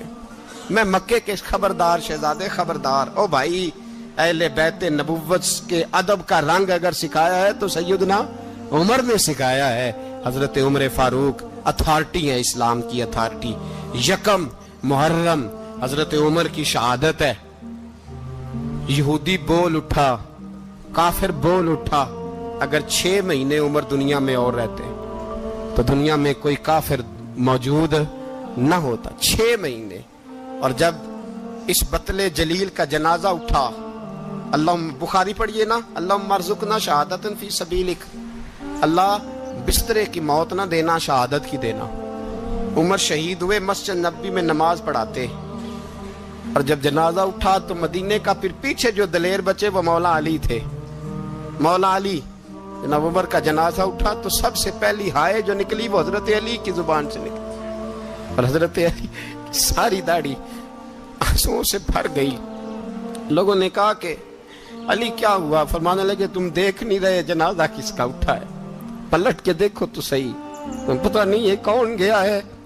हुजूर क्या हुआ? अब फरमाने लगे, उमर इस तरह के काम करके गया है, अब इनके रस्तों पे कौन चलेगा? कौन इसके जिगर राहे वफा में? मैं नक्श ऐसे छोड़ आया हूँ, मैं जिस मंजिल से गुजरा हूँ वो अब तक याद करती है। हजरत अली हजरत उमर के जनाजे पे खड़े होकर कहते हैं, अल्लाह मुझे उस तरह के अमल करने की तौफीक दे जिस तरह की उमर करके गया। मेरे भाई, बतले अजीज, बतले हुर्रियत हजरत उमर रदी अल्लाह ताला अन्हो, जो अपनी जिंदगी इनकलाब वाली गुजार के गए। उमर जब दुनिया से गए तो 80 दिनार का कर्जा था। 22 लाख मुरब्बा मील का हुक्मरान। और अपने बेटे से कहने लगे, बेटे कोशिश करना तेरे खानदान वाले मिलके मेरा कर्जा उतार दे, मेरी कब्र पे बोझ ना रहे। और अगर खानदान वाले मदद न करें तो मेरे दोस्तों से बात करना, वो मदद न करें तो फिर अली से बात करना। इनका प्यार आपस में इतना और तू इख्तलाफ साबित कर रहा है। 80 दिनार का कर्जा छोड़कर हजरत उमर दुनिया से गए और जाती दफा कह गए, मेरे बाद मेरे बच्चों को हुकूमत के मशवरे में भी शामिल ना करना, हुकूमत के मशवरे में भी मेरी औलाद शामिल ना हो। इतना बड़ा शख्स इतना बड़ा रंग दे के यकम मुहर्रम को जब उमर फारूक का विशाल हुआ तो बेटे से कहने लगे, अम्मा आयशा से जाके कहो मेरा भी नबी पाक के रोजे में दफन होने को दिल करता है। एक कब्र की जगह है, अम्मा जी ने अपने लिए रखी है, बुखारी या बुखारी। हजरत आयशा के पास साहबजादे गए, कहने लगे, अम्मा जी उमर को जख्म लग गया है, हालत बड़ी परेशानी वाली है। वो कहते हैं अगर अम्मा इजाजत दे। सैयद आयशा रो पड़ी, फरमाने लगी कि वो अपनी कब्र की जगह तो नहीं ना किसी को देता, पर उमर ने कमाल ही बड़ा किया। उसे कहो जाओ गुंबद खजरा में कयामत तक जो मुस्तफा पे और अबू बकर पे सलाम पड़ेगा वो तुझ पे भी सलाम पढ़ के जाएगा। अच्छा था, उस बादशाह ने 4, 5, 6 कुत्ते रखे हुए थे और कुत्ते बड़े बड़े कुत्ते थे और बड़े वो खूनखार कुत्ते थे, चीर फाड़ खा जाते थे, शेर जितने उनके कद थे। बादशाह थोड़ा सा किसी आदमी से नाराज होता ना तो एक बहुत बड़े पिंजरे के अंदर एक बहुत बड़ा सुलाखों का घर उसने बनाया हुआ था, उसमें कुत्ते होते थे। और कुत्ते को जब बांध के रखा जाता है तो ज़्यादा जहरीला हो जाता है, वो ज़्यादा उसके अंदर करवाहट आती है, ज़्यादा काटता है। उसने कैद किए हुए थे, कुत्ते तो बड़े जहरीले थे। जिस आदमी से बादशाह थोड़ा सा नाराज होता ना तो वो कुत्ते के आगे उस आदमी को डालता, कुत्ते उसको चीर फाड़ के खा जाते। ये सजा थी, लोगों को पता था। बादशाह के वजीर ने बड़ी खिदमत की बादशाह की, 35 साल तक नौकरी की, लेकिन हर सूरज ने गुरूब तो नहीं होता है ना, हर चांद ने ढलना भी होता है। अब बूढ़ा होने लगा, वो जो मजबूत हाफसा था वो कमज़ोर होने लगा, हल्की हल्की गलती। बादशाह मिजाज का बादशाह था, पर नहीं समझ में आया तो मैंने कहा कि लोग कहते हैं हमें काम प्यारा है, चम नहीं, तो रिश्ता वफा का था ही नहीं। वजीर समझने लगा कि अब ना मैं भी गलतियां करने लगा हूँ, तो ऐसा ना हो किसी दिन मैं भी इन कुत्तों का शिकार हो जाऊं। उसने बादशाह से कहा कि बादशाह मुझे आहिस्ता आहिस्ता माजरत करने लगा, कदम हटाने लगा कि मुझे छुट्टी दे दी जाए, मैं बूढ़ा हो गया हूँ। लेकिन उसने कहा नहीं नहीं, जब तक मेरी तबीयत नहीं मानती तुम नहीं जा सकते। مطلق العنان لوگ تھے. وزیر خاموش ہو گیا, پریشان رہنے لگا. غلطی ہو گئی ہے تو پھینک دے گا. ایک تجویز اس کے ذہن میں آئی. وہ جو پنجرے, کتوں کے پنجرے پر محافظ بیٹھا تھا نا, جو ان کو کھانا ڈالتا تھا, روٹی ڈالتا تھا, گوشت دیتا تھا, اس کو ایک دن کہنے لگا, یار تیری ڈیوٹی ہے سارا دن کتوں کو کھانا دینے کی, گوشت دینے کی, تو 2-4 دن ڈیوٹی مجھے نہیں دیتا؟ تو لے لے, میں تو پہلے پریشان ہوں, سارا دن ان کی دیکھ بھال کرتا ہوں. اس نے کچھ تھوڑا سا گوشت لیا, پنجرے کے باہر کھڑے ہو کے کتوں کو ڈالا. اگلے دن تھوڑی روٹیاں لے آیا, کتوں کو ڈالی. 2-4 دن, ہفتہ, مہینہ, سال بھر, جتنا اس کو موقع ملا وہ دن بھر خدمت کرتا. بس وقت ایک دن آ گیا, بادشاہ کو کوئی بات اچھی نہ لگی. اس نے کہا, اس بڈھے کو اٹھاؤ اور ڈالو کتوں کے پنجرے میں. ساری زندگی یہاں رہا, اسے ابھی تک نہیں پتا چلا میرے مزاج کا. جب اٹھا کے پنجرے میں ڈالا نا, تو بجائے اس کے کہ کتے اسے کاٹ کھاتے, وہ اس کے پیر چومنے لگے. وہ پیر چومنے لگے, ہاتھ چومنے لگے, چاٹنے لگے. تو بادشاہ سامنے کھڑا تھا نظارہ دیکھنے کو کہ چیر پھاڑ کرتے تو خوش ہوا کرتا تھا. خونخوار درندے جیسی اس کی طبیعت ہو گئی. جب دیکھو پیار کر رہے ہیں, تو بادشاہ وزیر سے کہنے لگا, یہ کیا ہے؟ تو وزیر رو پڑا, کہنے لگا, تو سیاستدان تھا تو میں بھی سیاستدان تھا, ساری زندگی سیاست کی, لیکن دنیا داروں کے ساتھ رہا, تو انجام یہ ہوا کہ مجھے اس پنجرے میں ڈال دیا گیا.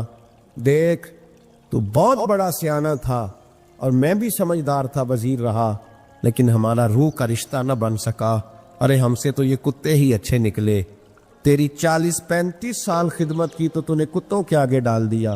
انہیں تو چند مہینے روٹی ڈالی ہے, میرے وفادار ہو گئے. چند مہینے روٹی, جنہ تنا وچ عشق نہ رچیا, کتے نہ تھی چنگے. جنہ تنا وچ عشق نہ رچیا, کتے نہ تھی چنگے.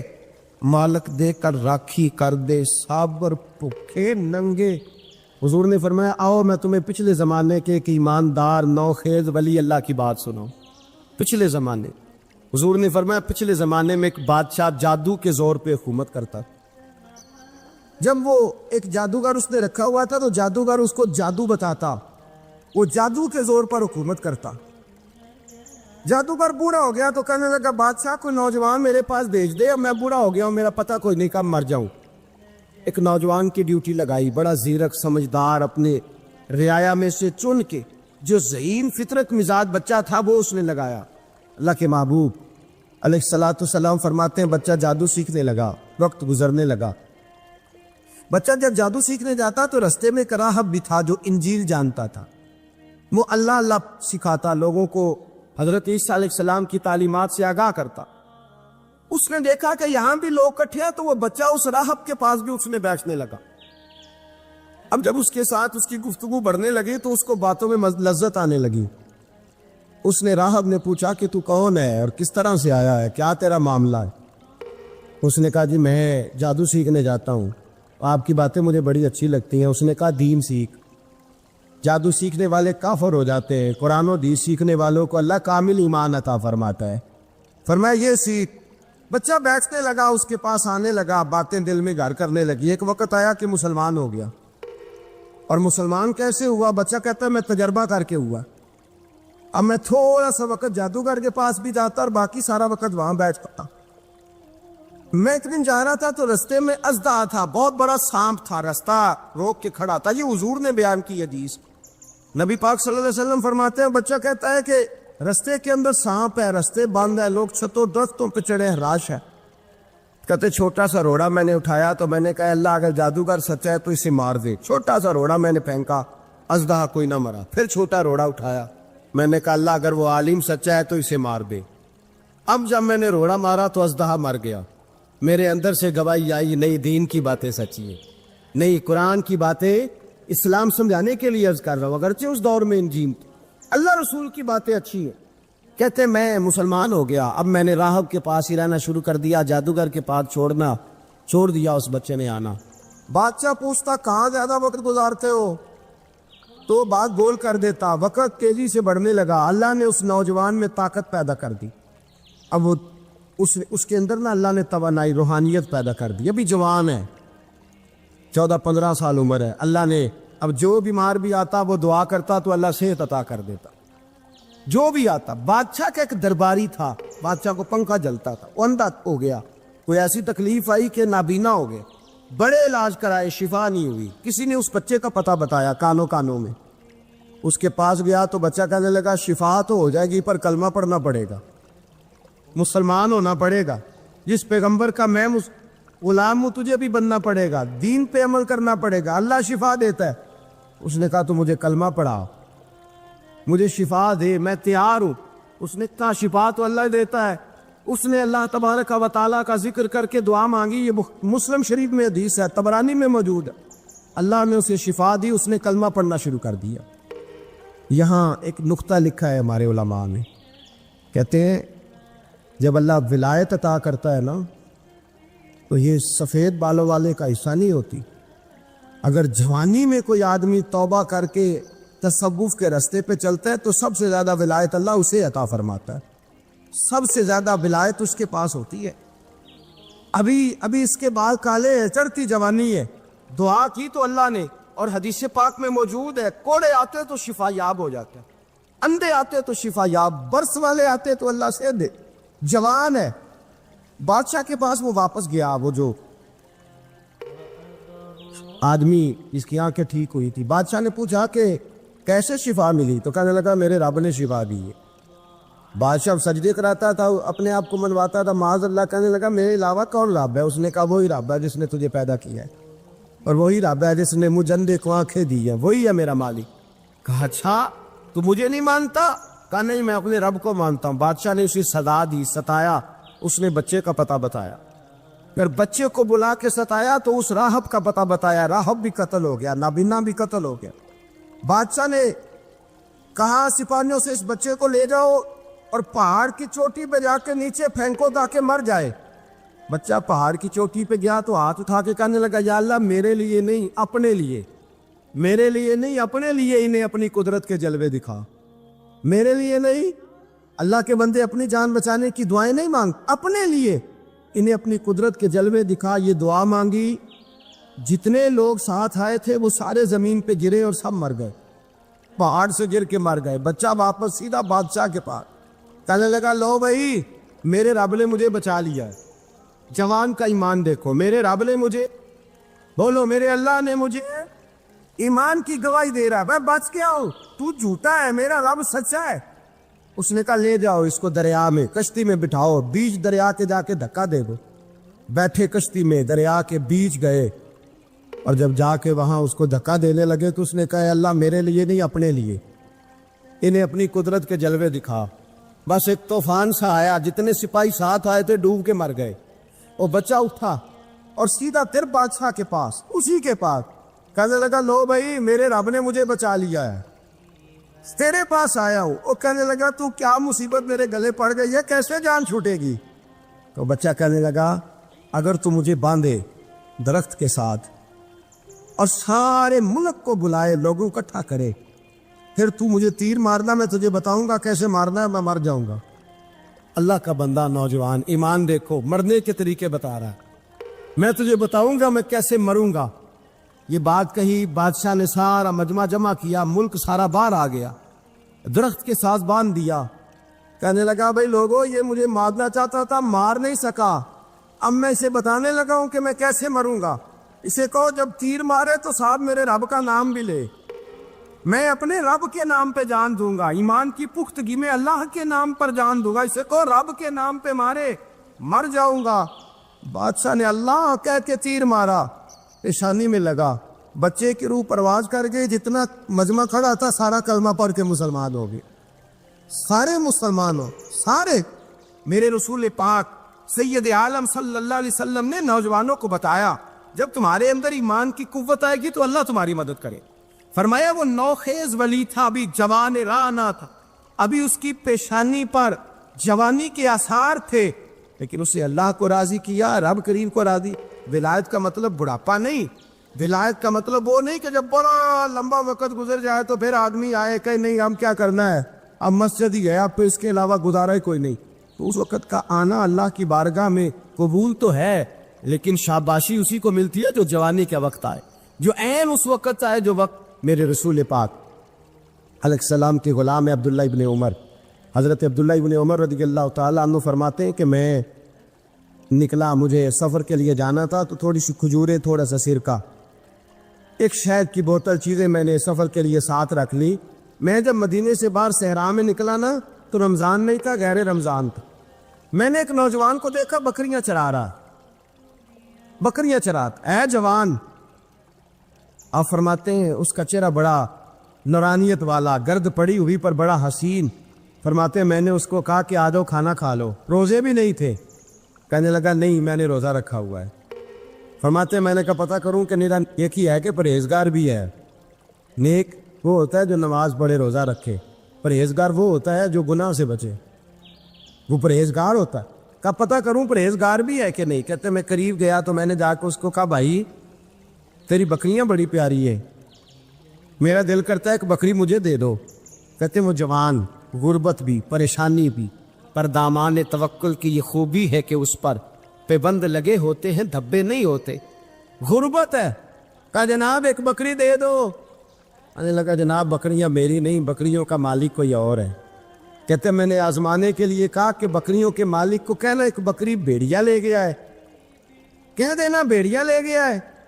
تو کہتے اس نے میری طرف دیکھا، گرد سے اس کے بال اٹے ہوئے، آنکھوں میں روشنی، چہرے پہ اطمینان، لب و لہجے میں ایمان کی طاقت، نوجوان۔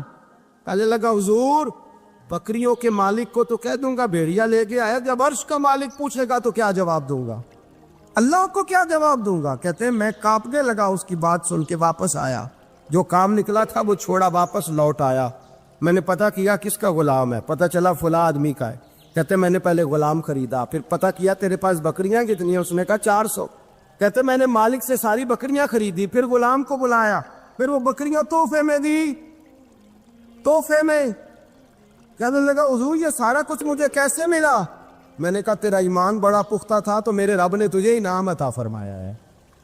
داتا گنج بخش علی اجمیری رحمت اللہ علیہ، جسٹس امیر علی داتا صاحب کی سیرت لکھتے ہیں، وہ کہتے ہیں کہ یہ جو بھاٹی دروازہ ہے نا، داتا صاحب کی عقیدت مندوں نے اس کا نام اجمیری دروازہ رکھ دیا۔ وہاں بھٹی قوم رہتی تھی، شور ہو گیا۔ راجہ جے سنگھ سربراہ تھا لاہور کا، اسے شکایت لگائی گئی کہ آج اگر اجمیری نام پہ دروازہ ہے تو کل اور ناموں پہ بھی دروازہ ہوگا۔ لوگوں نے آ کے اس کو راجہ کو شکایت کر دی کہ جناب دیکھیں جی انہوں نے اجمیری نام رکھ دیا ہے۔ اب یہ جہاں جو عقیدت مند سے نا جی داتا صاحب کے، وہ بھی تیار ہو گئے کہ بھئی ہمارے بزرگ وہاں آتے جاتے، داتا صاحب عصر کی نماز پڑھ کے باہر آئے، کیا مسئلہ ہے بھئی؟ کہا جناب یہ بھٹی قوم زمانے سے آباد ہے، اس کا نام بھاٹی دروازہ ہے، آپ کے عقیدت مند کہتے ہیں اجمیری دروازہ رکھنا ہے۔ داتا صاحب ہنس پڑے اور پہلے تو نظر اپنے عقیدت مندوں پہ ڈالی، فرمانے لگے پتر تختیاں بدلنے سے انقلاب نہیں آیا کرتے، پٹیاں بدلنے سے لوگ ٹھیک ہوں گے۔ فرمایا اگر تمہارے اندر طاقت ہے تو ہندوؤں سکھوں کے دل بدلو تاکہ یہ محمد عربی کے غلام بن جائیں۔ یہ تختیاں بدلنے کا کیا معنی ہوگا؟ پھٹیاں بدلنے سے تم لوگوں کو تبدیل کر دو گے کہ تختی بے نام آ گیا؟ اور پھر آپ فرمانے لگے سرے سے بات ہی غلط ہے، کیا ضرورت تھی تمہیں اجمیری دروازہ نام رکھنے کی جب یہ بنایا بھٹی قوم نے، لگایا بھٹی قوم نے، رہتی بھٹی قوم ہے، تو بھٹی دروازہ ہی نام سے رہتا ہے، خبردار کسی نے اجمیری دروازہ کہا۔ داتا صاحب یہ کہہ کے اندر آ گئے، اپنے مریدوں اور اپنے نام کے خلاف فیصلہ دے کے کرے نا تھوڑی جرتیں آج بھی کوئی ایک تو ہو جو اپنا نام پیچھے کرے۔ حضرت داتا صاحب رحمت اللہ علیہ اپنا نام پیچھے کر کے عقیدت مندوں کے خلاف فیصلہ دے کے اندر آ گئے۔ رات گزر گئی، لوگ بڑے مد و جزر میں تھے، سویرے کیا ہوگا؟ صبح راجہ جے سنگھ بھی آیا، 150 آدمی بھٹی قوم کا اور آیا، سارے کے سارے مدینے والے کا کلمہ پڑھ کے مسلمان ہو گئے۔ ہم جو کرنے جا رہے ہیں، جو بوجھ ہم نے ناموں کے اوپر ڈال دیا ہے اور جس طرز سے ہم آگے بڑھ رہے ہیں، یہ کوئی آگے جانے والا طریقہ تو نہیں ہے نا۔ آپ لوگوں کو اپنی گفتگو کے جلال سے جیتیں گے، آپ کا کردار، آپ کا اخلاق، آپ کی وفاداری، آپ کی معاملہ فہمی، آپ کا حق پہ ہونا، آپ کا سچ بولنا، آپ کے ہاتھوں میں عدل کا ترازو ہونا، یہ لوگوں کو آپ کے قریب کرتا ہے۔ لوگ کبھی بھی آپ کی شخصیت کے سحر میں مبتلا نہیں ہوتے، لوگ جب بھی مبتلا ہوتے ہیں وہ آپ کے کردار کے حسن میں مبتلا ہوتے ہیں۔ اگر آپ روحانی طور پر بیمار ہوں، آپ کے اندر حسد کی بیماری لگ جائے، تو حسد کا سادہ ترجمہ کریں، پنجابی ترجمہ کریں، اپنی زبان میں ترجمہ کریں تو حسد کا معنی جلنا ہے۔ تو جس بندے کا اندر جل رہا ہو وہ سکون میں ہوتا ہے، اندر آگ لگی ہو حسد کی تو وہ بندہ قرار پائے گا۔ بہت بڑی بیماری ہے، لوگ کہتے ہیں پتہ نہیں مجھے کیا ہے، پتہ ہے آپ کو پر آپ توجہ نہیں کر رہے۔ تکبر ایک بیماری ہے، تکبر والا بندہ دل کی جگہ روڑا رکھ لیتا ہے، پتھر، تو اندر بندے کا سخت ہو جائے۔ وہ ہمارے ہاں لوگ کہتے ہیں کہ میری نا ٹانگوں میں بڑی درد ہے، تو پنجابی کہتے ہیں کھلیاں پہ گئی ہیں۔ وہ کیا ہے جی؟ کہتے ہیں سخت ہو گئی ہیں ٹانگیں، چلا نہیں جاتا۔ ٹانگیں سخت ہو جائیں تو گزارا نہیں ہوتا، تو دل سخت ہو جائے تو۔ اب میری بات کو سمجھیں، ہمارے اندر نا بیماریاں ہیں، ہم وہ کڑتے رہتے ہیں، وہ جلتے رہتے ہیں، وہ تکبر میں آ جاتے ہیں، عداوت ہے، بغض ہے، کینہ ہے، ماننے کو تیار نہیں ہوتے۔ یعنی دنیا میں یہ سارے لوگ کہہ رہے ہیں کہ مجھ سے حسد ہو رہا ہے، یہ کوئی بھی نہیں کہہ رہا کہ میں کر رہا ہوں حسد۔ تو اگر سب سے ہو رہا ہے تو وہ بندہ کہاں ہے جو کر رہا ہے؟ سب کہتے ہیں کہ بڑا تکبر آ گیا جی لوگوں میں، تو وہ لوگ کدھر ہیں جی جو تکبر کر رہے ہیں؟ وہ بھی، اس کو بھی تو ماننا چاہیے نا میں کرتا ہوں۔ تو یہ ساری بیماریاں، جسمانی، بلڈ پریشر، شوگر اور ہیپاٹائٹس اور معاذ اللہ کینسر، اور یہ سب بیماریاں روحانی بھی جسمانی بھی، تو یا اللہ جائیں کدھر؟ فرمایا وَنُنَزِّلُ مِنَ الْقُرْآنِ مَا هُوَ شِفَاءٌ وَرَحْمَةٌ لِّلْمُؤْمِنِينَ، فرمایا میں نے جو تمہیں قرآن عطا فرمایا ہے نا، تو اس میں مومنوں کے لیے شفا بھی ہے اور رحمت بھی ہے۔ یہ تمہاری تمام بیماریوں کی شفا ہے، اس میں تمام بیماریوں۔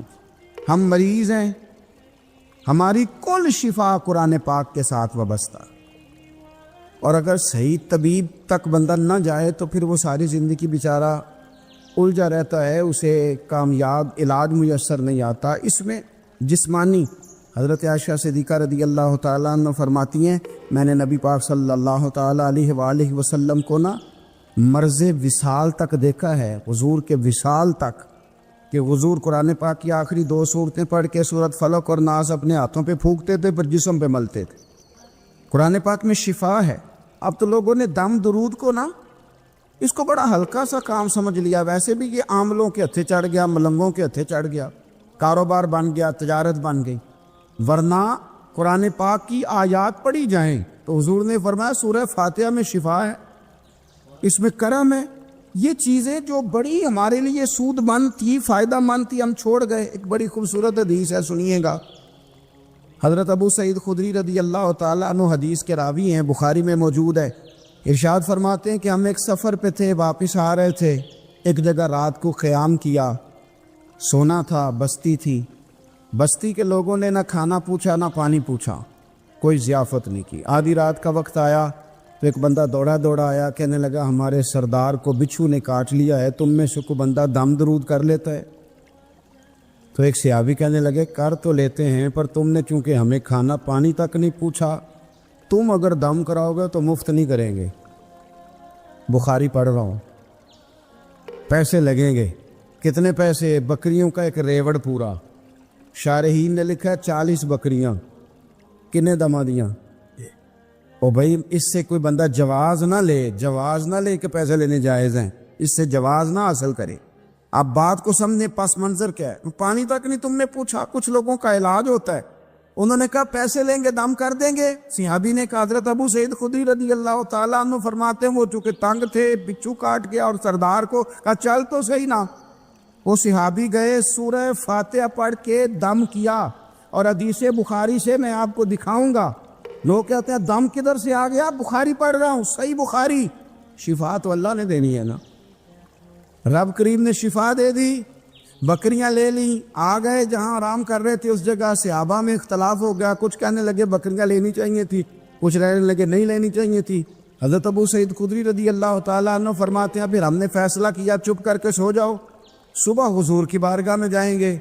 اگر کریم نے کہا لینی چاہیے تھی پھر تو موج بن گئی، اور اگر کہا نہیں لینی چاہیے تھی تو بکریاں ہانک کے واپس کر دیں گے۔ مسئلہ کیا ہے؟ کہتے ہیں صبح گئے حضور کی بارگاہ میں، جا کے مسئلہ عرض کیا، یا رسول اللہ انہوں نے بھی پانی کوئی نہیں پوچھا تھا، ہم نے بھی کہا دم کریں گے تو پیسے لیں گے، تو ہم نے یہ بکریاں لی ہیں۔ شارحین لکھتے ہیں 40 تھی شاید۔ تو یا رسول اللہ اب کیا کریں؟ حضور مسکرانے لگے، حضور مسکرانے لگے۔ جس کے گچھے سے لچھے جڑے نور کے، ان ستاروں کی نزہت پہ لاکھوں سلام، اور جس کی تسکین سے روتے ہوئے ہنس پڑے، اس تبسم کی عادت پہ لاکھوں سلام، اور ان کی باتوں کی لذت پہ بے حد درود، ان کے خطبے کی ہیبت پہ لاکھوں سلام۔ حضور مسکرانے لگے اور مسکرا کے پوچھا اچھا پڑھا کیا تھا؟ یا رسول اللہ سورہ فاتحہ۔ فرمایا سکھائی کس نے تھی؟ کہا یا رسول اللہ آپ نے۔ فرمایا پھر آدھی بکریاں میری ہیں آدھی تمہاری ہیں، اور میرا حصہ نکالو نا بھائی۔ تو قرآن پاک میں شفا ہے، قرآن حکیم میں بڑے سے بڑا مجرم ہو، کافر ہو، فاسق ہو، ایک حدیث مشکات میں موجود ہے، اس کو آپ نے دل پہ لکھ لینا ہے چونکہ معاملہ دل کا ہے۔ نبی پاک صلی اللہ تعالی علیہ وسلم نے فرمایا جس طرح بارش میں پڑے لوہے کو زنگ لگ جاتا ہے، اس طرح دل کو زنگ لگ جاتا ہے۔ تو کہتا ہے میں بور ہو رہا ہوں پتہ نہیں کیا ہے، اور زنگ لگ گیا دل کو۔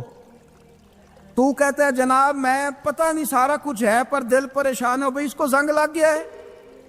ہم کہتے ہیں یار پتہ نہیں کیا بات ہے، پریشانی ہو، بھئی دل کو زنگ لگ گیا ہے۔ کریم فرمانے لگے جس طرح بارش میں پڑے لوہے کو زنگ لگ جاتا ہے، اس طرح دلوں کو بھی زنگ لگ جاتا ہے۔ حضور دل کو زنگ لگ جائے تو کیا کریں؟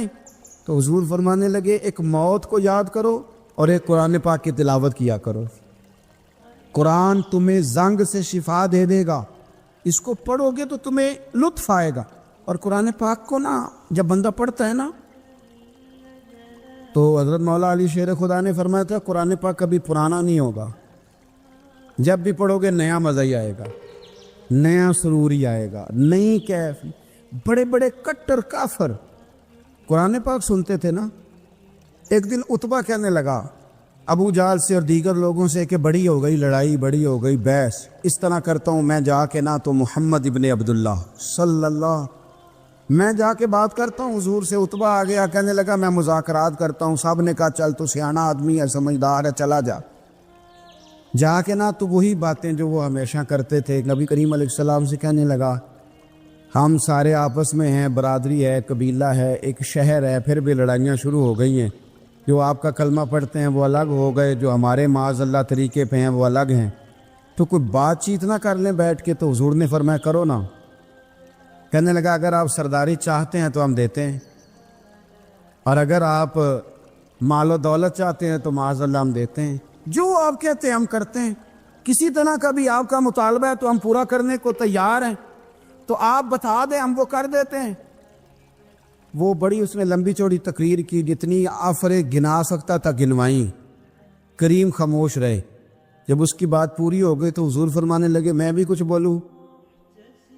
کہنے لگا بولیں۔ میرے نبی پاک نے قرآن پاک پڑھنا شروع کر دیا، چند آیتیں پڑھی، کھڑا تھا بیٹھ گیا، پھر اٹھ پڑا، کبھی ادھر جاتا ہے کبھی ادھر آتا ہے۔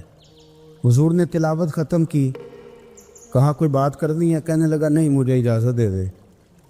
واپس گیا، جب گیا نا تو ابو جہل دور سے دیکھ کے کہنے لگا جو گیا تھا وہ تو عتبہ تھا، اور یہ جو آ رہا ہے یہ کوئی اور ہے، یہ کوئی اور ہے، یہ وہ نہیں ہے جو گیا تھا۔ واپس آیا تو کہا کیا طے ہوا؟ کہنے لگا یار طے کیا کرنا ہے، میں نے شاعر بھی دیکھے، کاہن بھی دیکھے، جادوگر بھی دیکھے، میں نے زمانہ گھوما ہے، پر جو قرآن وہ پڑھتے ہیں وہ بندے کا کلام نہیں، وہ رب کریم کا ہی کلام ہے، وہ اللہ کا کلام ہے۔ تم نہیں مقابلہ کر سکتے، تم باز آ جاؤ، وہ تمہارے بس کی بات نہیں۔ تیرے آگے ہیں یوں دبے لچے فصحا عرب کے بڑے بڑے، کوئی جان منہ میں زبان نہیں بلکہ جسم میں جان نہیں، اور کروں تیرے نام پہ جان فدا، نہ بس ایک جان دو جہاں فدا، میرا دو جہاں سے بھی نہیں جی بھرا، میں کروں کیا کروڑوں جہاں نہیں۔ تو فیل بن عمر دوسی مکہ شریف آئے تجارت کے لیے، پہلے بھی آیا کرتے تھے، کہتے ہیں میں بہترین شاعر تھا، مکے آیا سامان بیچتا تھا، کچھ خرید کے لے جاتا تھا۔ ابو جہل مجھے کہنے لگا تو ہمارا دوست ہے، پرانا سجن ہے، تیرا آنا جانا ہے، اور تجھے یہاں اس شہر میں چونکہ تو ہمارا مہمان ہے تو ہر بات سے آگاہ کرنا ہمارا ذمہ داری ہے۔ یہاں ایک شخص ہے محمد ابن عبداللہ، محمد ابن عبداللہ صلی اللہ تعالی علیہ وسلم اعلان نبوت کرتے ہیں اور معاذ اللہ شاعر ہیں، جادوگر ہیں، ان کی تو نے بات نہیں سننی۔ کہتا میں نے کہا مجھے کیا ضرورت ہے، میں نے چند ہفتے ٹھہرنا ہے، مال بیچنا ہے، کچھ خریدنا، چلے جانا ہے، مجھے کیا ضرورت۔ کہا اچھا میں نہیں سنوں گا بات۔ کہتا مجھے نظر آئے کئی دفعہ حضور، اور جہاں حضور ہوتے تھے میں قریب ہی نہیں جاتا تھا۔ کہتے ایک دن نا حرم شریف میں سادے سے کپڑے اور پاؤں میں سونے جوتے اور سر پہ یوں امامہ کے جیسے فرشتے بھی جھک جھک کے زیارت کرتے ہیں۔ کہتے ہیں کہ نور بھرے کیفیات حضور تشریف لائے، اور تشریف لا کے رسول کائنات علیہ السلام حرم کعبہ کے ساتھ ٹیک لگا کے بیٹھ گئے، سر سے لے کر پاؤں تک تنویر ہی تنویر ہے۔ حضور تشریف فرما ہوئے قرآن پاک پڑھنے لگے۔ میں جب حضور کے قریب سے گزرتا تھا تو کانوں میں روئی دے کے گزرتا تھا، پر طفیل کہتے ہیں آج نا تھوڑی سی آواز میرے کانوں میں گئی، قرآن پڑھا محبوب نے۔ اور ویسے بھی کیا کمال ہوگا جب یاسین والے نبی خود یاسین پڑھتے ہوں، جب طٰہٰ والے نبی اپنی زبان سے طٰہٰ کی تلاوت کرتے، وَالضُّحَىٰ وَاللَّيْلِ اِذَا سَجَىٰ، جن کے بارے میں آیا جب وہ تلاوت کرتے ہوں، الم نشرح لک صدرک، جن کے سینے کی تعریف اللہ نے کی، جب وہ ان آیتوں کی تلاوت کرتے ہوں گے تو کیا شان ہوگی۔ جن کو رب کہے وَلَسَوْفَ يُؤْتِيكَ رَبُّكَ فَتَرْضَىٰ، حبیب تجھے اتنا دوں گا کہ تو راضی ہو جائے گا۔ تو جب حضور خود یہ آیتیں پڑھتے ہوں گے تو انداز کیا ہوتا ہوگا۔ کہتے ہیں وہ تھوڑی آیتیں سنی پر قربان جائیں میرا تو کوئی دل ہی بدل گیا۔ میں بڑا بہترین شاعر تھا، لفظوں کے تراشے مجھے خوب آتے تھے، الفاظ کے بام و در سے میں آگاہ تھا، اچھا ادب میں جانتا تھا، پر میں نے کہا یہ کلام، یہ انداز، لو انزلنا هذا القرآن على جبل لرأيته خاشعا متصدعا من خشیۃ اللہ، یہ انداز پتھروں پہاڑوں پہ جائے تو وہ ریزہ ریزہ ہو جائیں۔ کہتے ہیں تھوڑا سا پڑا قریب نے اور پھر نظریں جھکائے ہوئے حضور اپنے گھر گئے، سرکار چلے تو میں پیچھے پیچھے، حضور گھر میں چلے گئے تو میں نے دروازے پہ دستک دی، باہر آئے، سلام لی۔ میں نے کہا محبوبہ وہ جو آپ پڑھ رہے تھے تھوڑا اور نہیں سنا دیتے، تھوڑا اور نہیں تلاوت کر دیتے۔ کہتے ہیں رسول پاک نے نا پھر قرآن پڑھنا شروع کیا۔ میں کبھی بیٹھتا تھا کبھی اٹھتا تھا، جب حضور نے تلاوت مکمل کی تو میں نے آگے بڑھ کے ید اللہ والا ہاتھ تھاما اور دست مبارک پکڑ کے کہا سونیا، یہ مجھے کہتے تھے نہ سننا، میں نے زمانہ دیکھا ہے، میں کوئی عام آدمی نہیں، میں سردار ہوں، میں نے دنیا دیکھی ہے، مجھے قسم ہے جو آپ کی زبان سے نکل رہا ہے وہ بشر کا کلام نہیں، آپ مجھے کلمہ پڑھائے، میں مسلمان ہونا چاہتا۔ بڑے بڑے کفل ٹوٹے۔ حضرت عمر بھی آئے تو آئے قرآن کی تاثیر کی برکت سے۔ حضرت صدیق اکبر نے اپنے گھر کے سین میں بیٹھ کے قرآن پاک پڑھتے تھے تو رویا کرتے تھے، روتے تھے۔ مکے کے کچھ سردار کٹھے ہو کے نبی کریم کی بارگاہ میں گئے، کہنے لگے ایک تو صدیق اکبر کو منع کریں کہ قرآن اونچا نہ پڑھا کریں، اور اگر اونچا پڑھنا ہے تو پھر ان سے کہیں پڑھ کے رویا نہ کرے۔ حضور نے فرمایا اپنے گھر میں بیٹھ کے پڑھتا ہے روتا ہے، تمہیں کیا ہے؟ یا رسول اللہ، یہ ابو بکر صدیق جب قرآن پاک کی تلاوت کر کے روتے ہیں نا تو ہماری بچیاں بھی رونے لگتی ہیں، ہماری عورتیں گھر کا کام کاج چھوڑ کے تو صدیق اکبر کے دروازے پہ کھڑی ہو کے روتی رہتی۔ حضور ان سے کہیں یہ قرآن سے جو شغف ہے ان کا، کہاں گئے مسلمان جو قرآن پڑھنے والے تھے، کدھر گئے؟ سارا کچھ ہی ہمارا موبائل لے گیا۔ میں کس طرح یہ بات بیان کروں کہ کچھ لوگوں نے رمضان میں بھی قرآن پاک ایک بھی ختم نہیں کیا، رمضان شریف میں بھی ایک قرآن پاک کی توفیق نہیں ہوئی، لے گیا سارا کچھ ہماری خوش گپیاں۔ کمال ہو گئی، ہم نے سوچا ہی نہیں، فکر ہی نہیں کی۔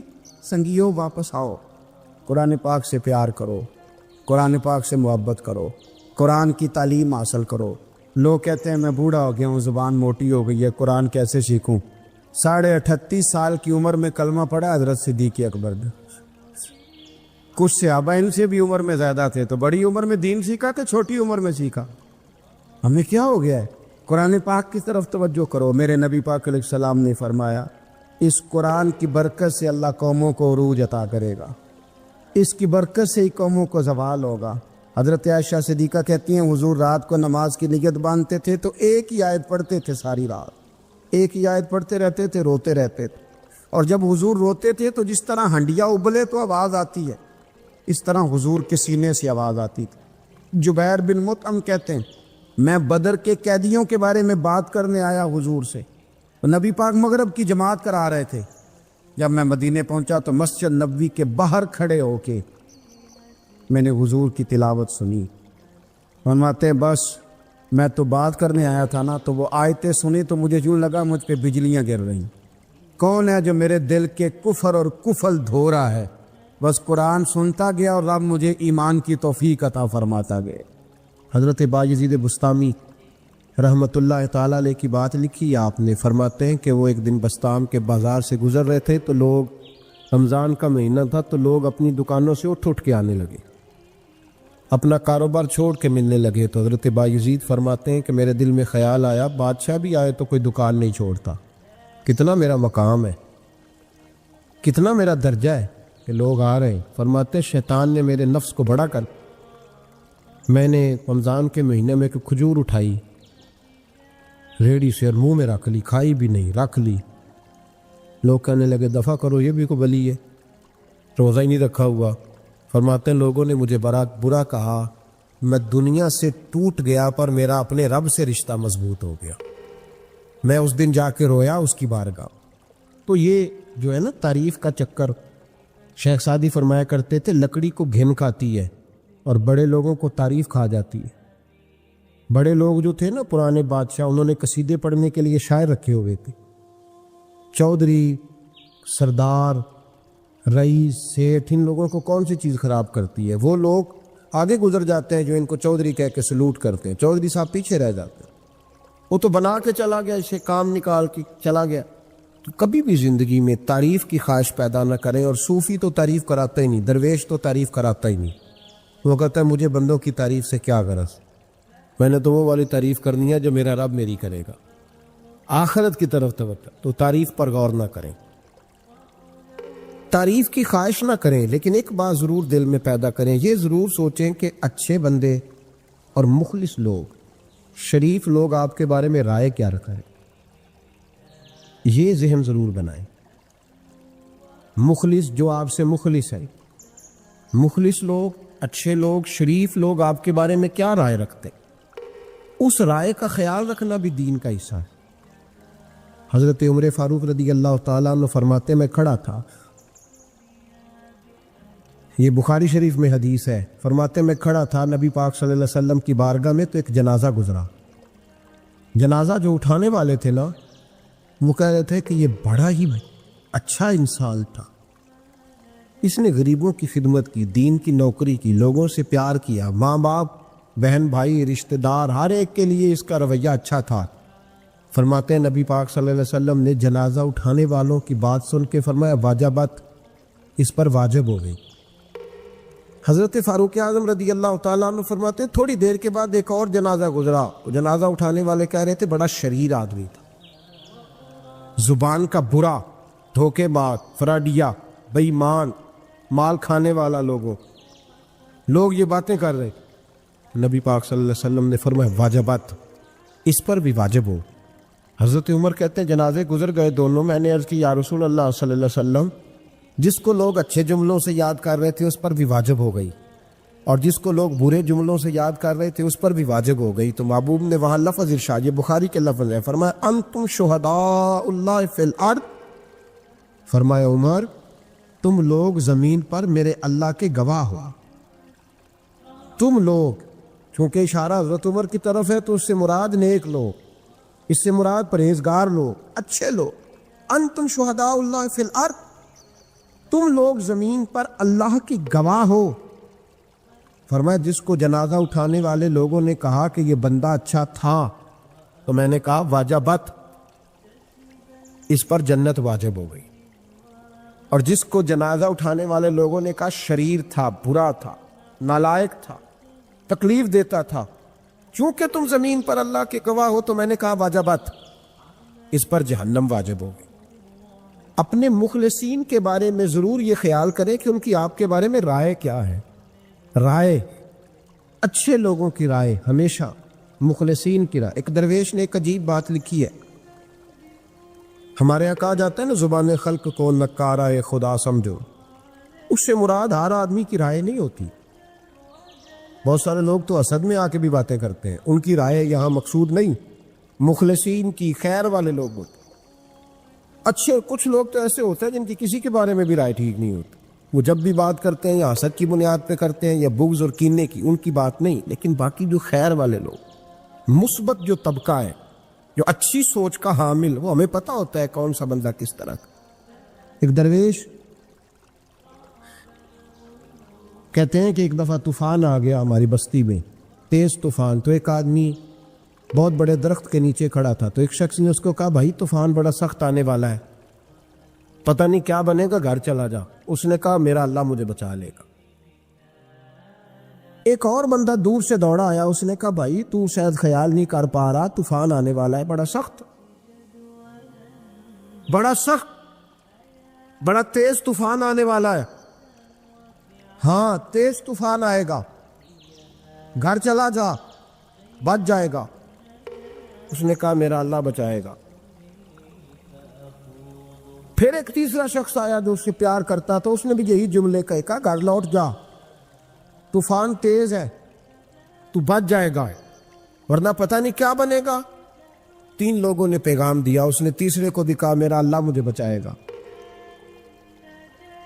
اب وہ لوگ تو چلے گئے. اچانک طوفان تیز آیا، درخت کا ایک بہت بڑا حصہ ٹوٹا، موٹی لکڑی ٹوٹی، اس کے سر پہ لگی، بندہ انتقال کر گیا. لوگ بحث کرنے لگے کہ اس کا تو یقین ہی بڑا کامل تھا، اس نے تو 3 دفعہ کہا تھا میرا اللہ مجھے بچائے گا، پھر مر کیسے گیا؟ تو وہ درویش اٹھے، وہ کہنے لگے، وہ جو 3 پیغام اسے ملے تھے نا، گھر چلے جا، وہ رب کی طرف سے ملے تھے.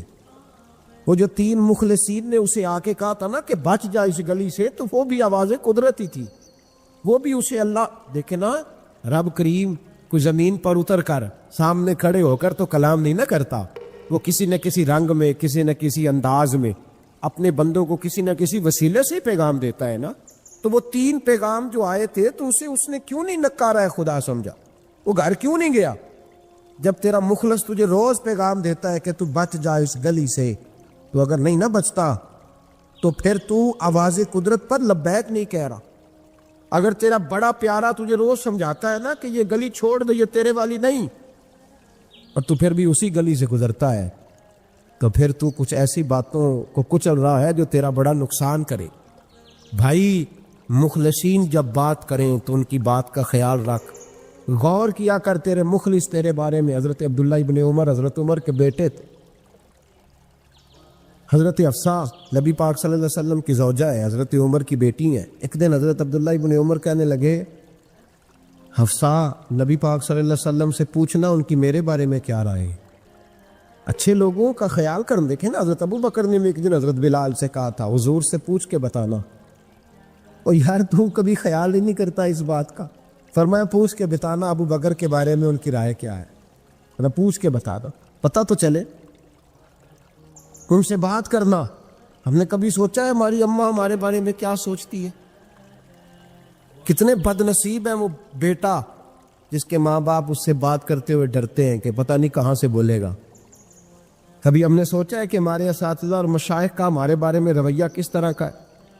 ہر استاد کو کھڑا کر کے کبھی کہا نہیں جا سکتا کہ جا میرا بیٹا میرے لیے فلاں چیز لے کے آ. کچھ کا پتہ ہوتا ہے. ہر مرید کو ہر بات نہیں بتائی جا سکتی، کچھ کا پتہ ہوتا ہے اس کا رویہ کس طرح کا، کس مزاج کا. حضرت عبداللہ ابن عمر رضی اللہ تعالیٰ عنہ نے حضرت حفصہ کی ڈیوٹی لگائی. فرمایا پوچھ کے بتانا محبوب سے میرے بارے میں رائے کیا ہے. نبی پاک صلی اللہ تعالی علیہ وسلم شام کو گھر آئے تو وہ بہن تھی نا، انہوں نے تو کہا جب کبھی موقع ملے تو وہ بہن تھی. انہوں نے کہا موقع کی کیا بات ہے، میرے بھائی نے کام بتایا. اسی دن ہی محبوب پاک علیہ السلام سے پوچھنے لگی، کہنے لگی یا رسول اللہ عبداللہ ابن عمر کے بارے میں آپ کی کیا رائے ہے؟ تو میرے محبوب علیہ السلام نے فرمایا عبداللہ لڑکا تو بڑا اچھا ہے تو رجل صالح نیک ہے، لیکن میں نے سنا ہے کہ عشاء پڑھ کے سوتا ہے اور فجر کی نماز تک سویا ہی رہتا ہے، وہ 2 نفل بھی تہجد کے نہیں پڑھتا۔ فرمایا یہ اس کی کمزوری مجھے پسند نہیں، یہ اس کا انداز مجھے بھلا نہیں لگتا، یہ خامی ہے اس کی کہ عشاء کے بعد غافلوں کی طرح بستر پہ لیٹتا ہے اور پھر فجر تک لیٹا ہی رہتا ہے۔ اس کو چاہیے کچھ وقت اٹھ کے رب کی عبادت بھی کرے۔ حضرت حفصہ کہتی ہے میں نے کہا کہ بھائی محبوب کہتے ہیں بندہ تو بڑا اچھا ہے پر فجر تک غافلوں کی طرح سویا رہتا ہے، رات پوے تے بے درداں نو نیند پیاری آوے، درد منداں نو یاد سجن دی ستے امیان جگاوے، اور ساون کی کالی راتوں میں جب بوندا باندی ہوتی ہے وہ راتوں کو اٹھ اٹھ روتے ہیں جب خلقت ساری سوتی۔ فرمایا وہ سویا رہتا ہے۔ تو حضرت عبداللہ ابن عمر کہنے لگے بہن تو گواہ ہو جا، آج کے بعد تیرے بھائی کی تہجد کبھی قضا نہیں ہوگی، میں وقت پہ پڑھا کروں گا، اس لیے کہ مجھے تو سرخ روح ہونا ہے آقا کی نگاہوں میں۔ زمانے کیا ہے کیا ناصر، بھلا جانے برا جانے کہ موج ہے دنیا کیا کہتی ہے، مجھے تو حضور کی نظر میں اپنے آپ کو صحیح ثابت کرنا ہے، وہاں مجھے یاد رکھو مخلصین کا کبھی جو آپ کے مخلص لوگ ہیں ان کے اعتماد کو کبھی ٹھیس نہیں پہنچنی چاہیے۔ کچھ دروازے ایسے ہوتے ہیں جن کے بغیر گزارا نہیں ہوتا۔ رب تبارک و تعالیٰ فرماتے ہیں ان الذین آمنوا وعملوا الصالحات سیجعل لهم الرحمن ودا۔ فرمایا تو ایمان لانے کے بعد عمل اچھے کرنا، میں لوگوں کے دلوں میں تیری محبت پیدا کر دوں گا، تجھے تعریف کرانے کے لیے بھاگنے کی ضرورت نہیں پڑے گی، میں خود لوگوں کے دلوں میں تیرا پیار ڈال دوں گا، لوگ خود تجھ سے پیار کریں، لوگ خود تیری طرف کھنچے چلے آئیں گے، خود بخود لوگوں کو موڑ دوں گا۔ تو یاد رکھیں مخلصین آپ کے بارے میں کیا کہتے ہیں، اچھے لوگوں کا رویہ آپ کے بارے میں کیا ہے، لوگ آپ کے بارے میں کس طرح کے جملے کہتے ہیں، خیر والے، وہ چیزیں ہمارے لیے سرمایہ آخرت ہے۔ حضرت عبداللہ ابن سلام رضی اللہ تعالیٰ عنہ کے ایک بیٹے کی ملاقات حضرت عمر کے بیٹے سے ہو گئی۔ حضرت عبداللہ ابن سلام رضی اللہ تعالیٰ عنہ کے صاحبزادے کہنے لگے عبداللہ بن عبداللہ، وہ کہنے لگے حضرت عمر کے بیٹے سے کہ تو جہنم کے تالے کا بیٹا ہے، تو کفل جہنم کا بیٹا ہے۔ تو حضرت سیدنا عبداللہ ابن عمر جو تھے وہ ناراض ہو گئے کہ میرے باپ کو جہنم کا تالا کہا۔ گھر جا کر حضرت عمر کو شکایت کی کہ عبداللہ بن سلام کا بیٹا کہتا ہے تو جہنم کے تالے کا بیٹا ہے۔ تو حضرت عمر کہنے لگے اس کو کیا لکھ کے دے اور اپنے باپ سے سائن کرا کے دے۔ کہا ابا جی اس نے اتنی سخت بات کی اور آپ خوش ہو رہے، فرمایا اسے کہو لکھ کے دے۔ کہا جناب عجیب بات ہے، فرمایا جاؤ اور اس کے باپ سے مل کے آنا، اسے کہنا لکھ کے دے۔ حضرت عبداللہ بن سلام رضی اللہ تعالیٰ عنہ خدمت میں حاضر ہوئے، کہا جناب کفل جہنم والی بات کیا ہے، آپ لکھ دیں گے؟ فرمایا میں لکھ دوں گا۔ کہا جناب مجھے بھی حکمت سمجھائیں، جہنم کا تالا اس کی کیا مراد ہے؟ تو حضرت عبداللہ ابن سلام فرمانے لگے اس سے مراد یہ ہے کہ جب تک عمر دنیا میں رہے گا جہنم کو تالا لگا رہے گا، عمر کسی کو غلط کام کرنے نہیں دے گا کہ وہ دوزخ میں جائے۔ صحابہ کے بارے میں جب کوئی جملہ کہا کرتا تھا وہ کہتے تھے کہ اسے لکھو، اہل خیر کی رائے، اچھے لوگوں کی ہمارے بارے میں رائے کیا ہے ہمیں پتہ ہونا چاہیے۔ اچھے لوگ ہمیں پتہ ہوتا ہے شہر کے لوگ ہمارے بارے میں کیا کہتے ہیں، ہمیں پتہ ہوتا ہے کہ غریب لوگوں کی ہمارے بارے میں رائے کیا، ہمیں پتہ ہوتا ہے کہ دکھی بہن ہمیں کس طرح دیکھتی ہے، ہمیں پتہ ہوتا ہے کہ کمزور رشتہ دار ہمارے لیے کس طرح کا رویہ رکھتے ہیں، ہمیں پتہ ہوتا ہے کہ ہمارے دوست احباب ہمیں کس طرح کا جان، اپنے رویوں میں تبدیلی لائے۔ دیکھیں کہ اچھے لوگوں کی آپ کے بارے میں رائے کیا ہے، اس رائے کو سنبھال کے رکھیں۔ صحابہ کرام علیہم رضوان بڑے خیر والے جملے ایک دوسرے کے بارے میں کہا کرتے تھے۔ حضرت علی فرمایا کرتے تھے کہ عمر دنیا میں اس طرح ہے جس طرح خدا کی رحمت کا بادل برس رہا ہے، اور جناب عمر فرمایا کرتے تھے اگر علی ہمارے درمیان نہ ہو تو ہم تو ہلاک ہی ہو جائیں، علی ہے تو ہم بچے ہوئے ہیں۔ ایک دوسرے کے بارے میں خیر کا جملہ ان کی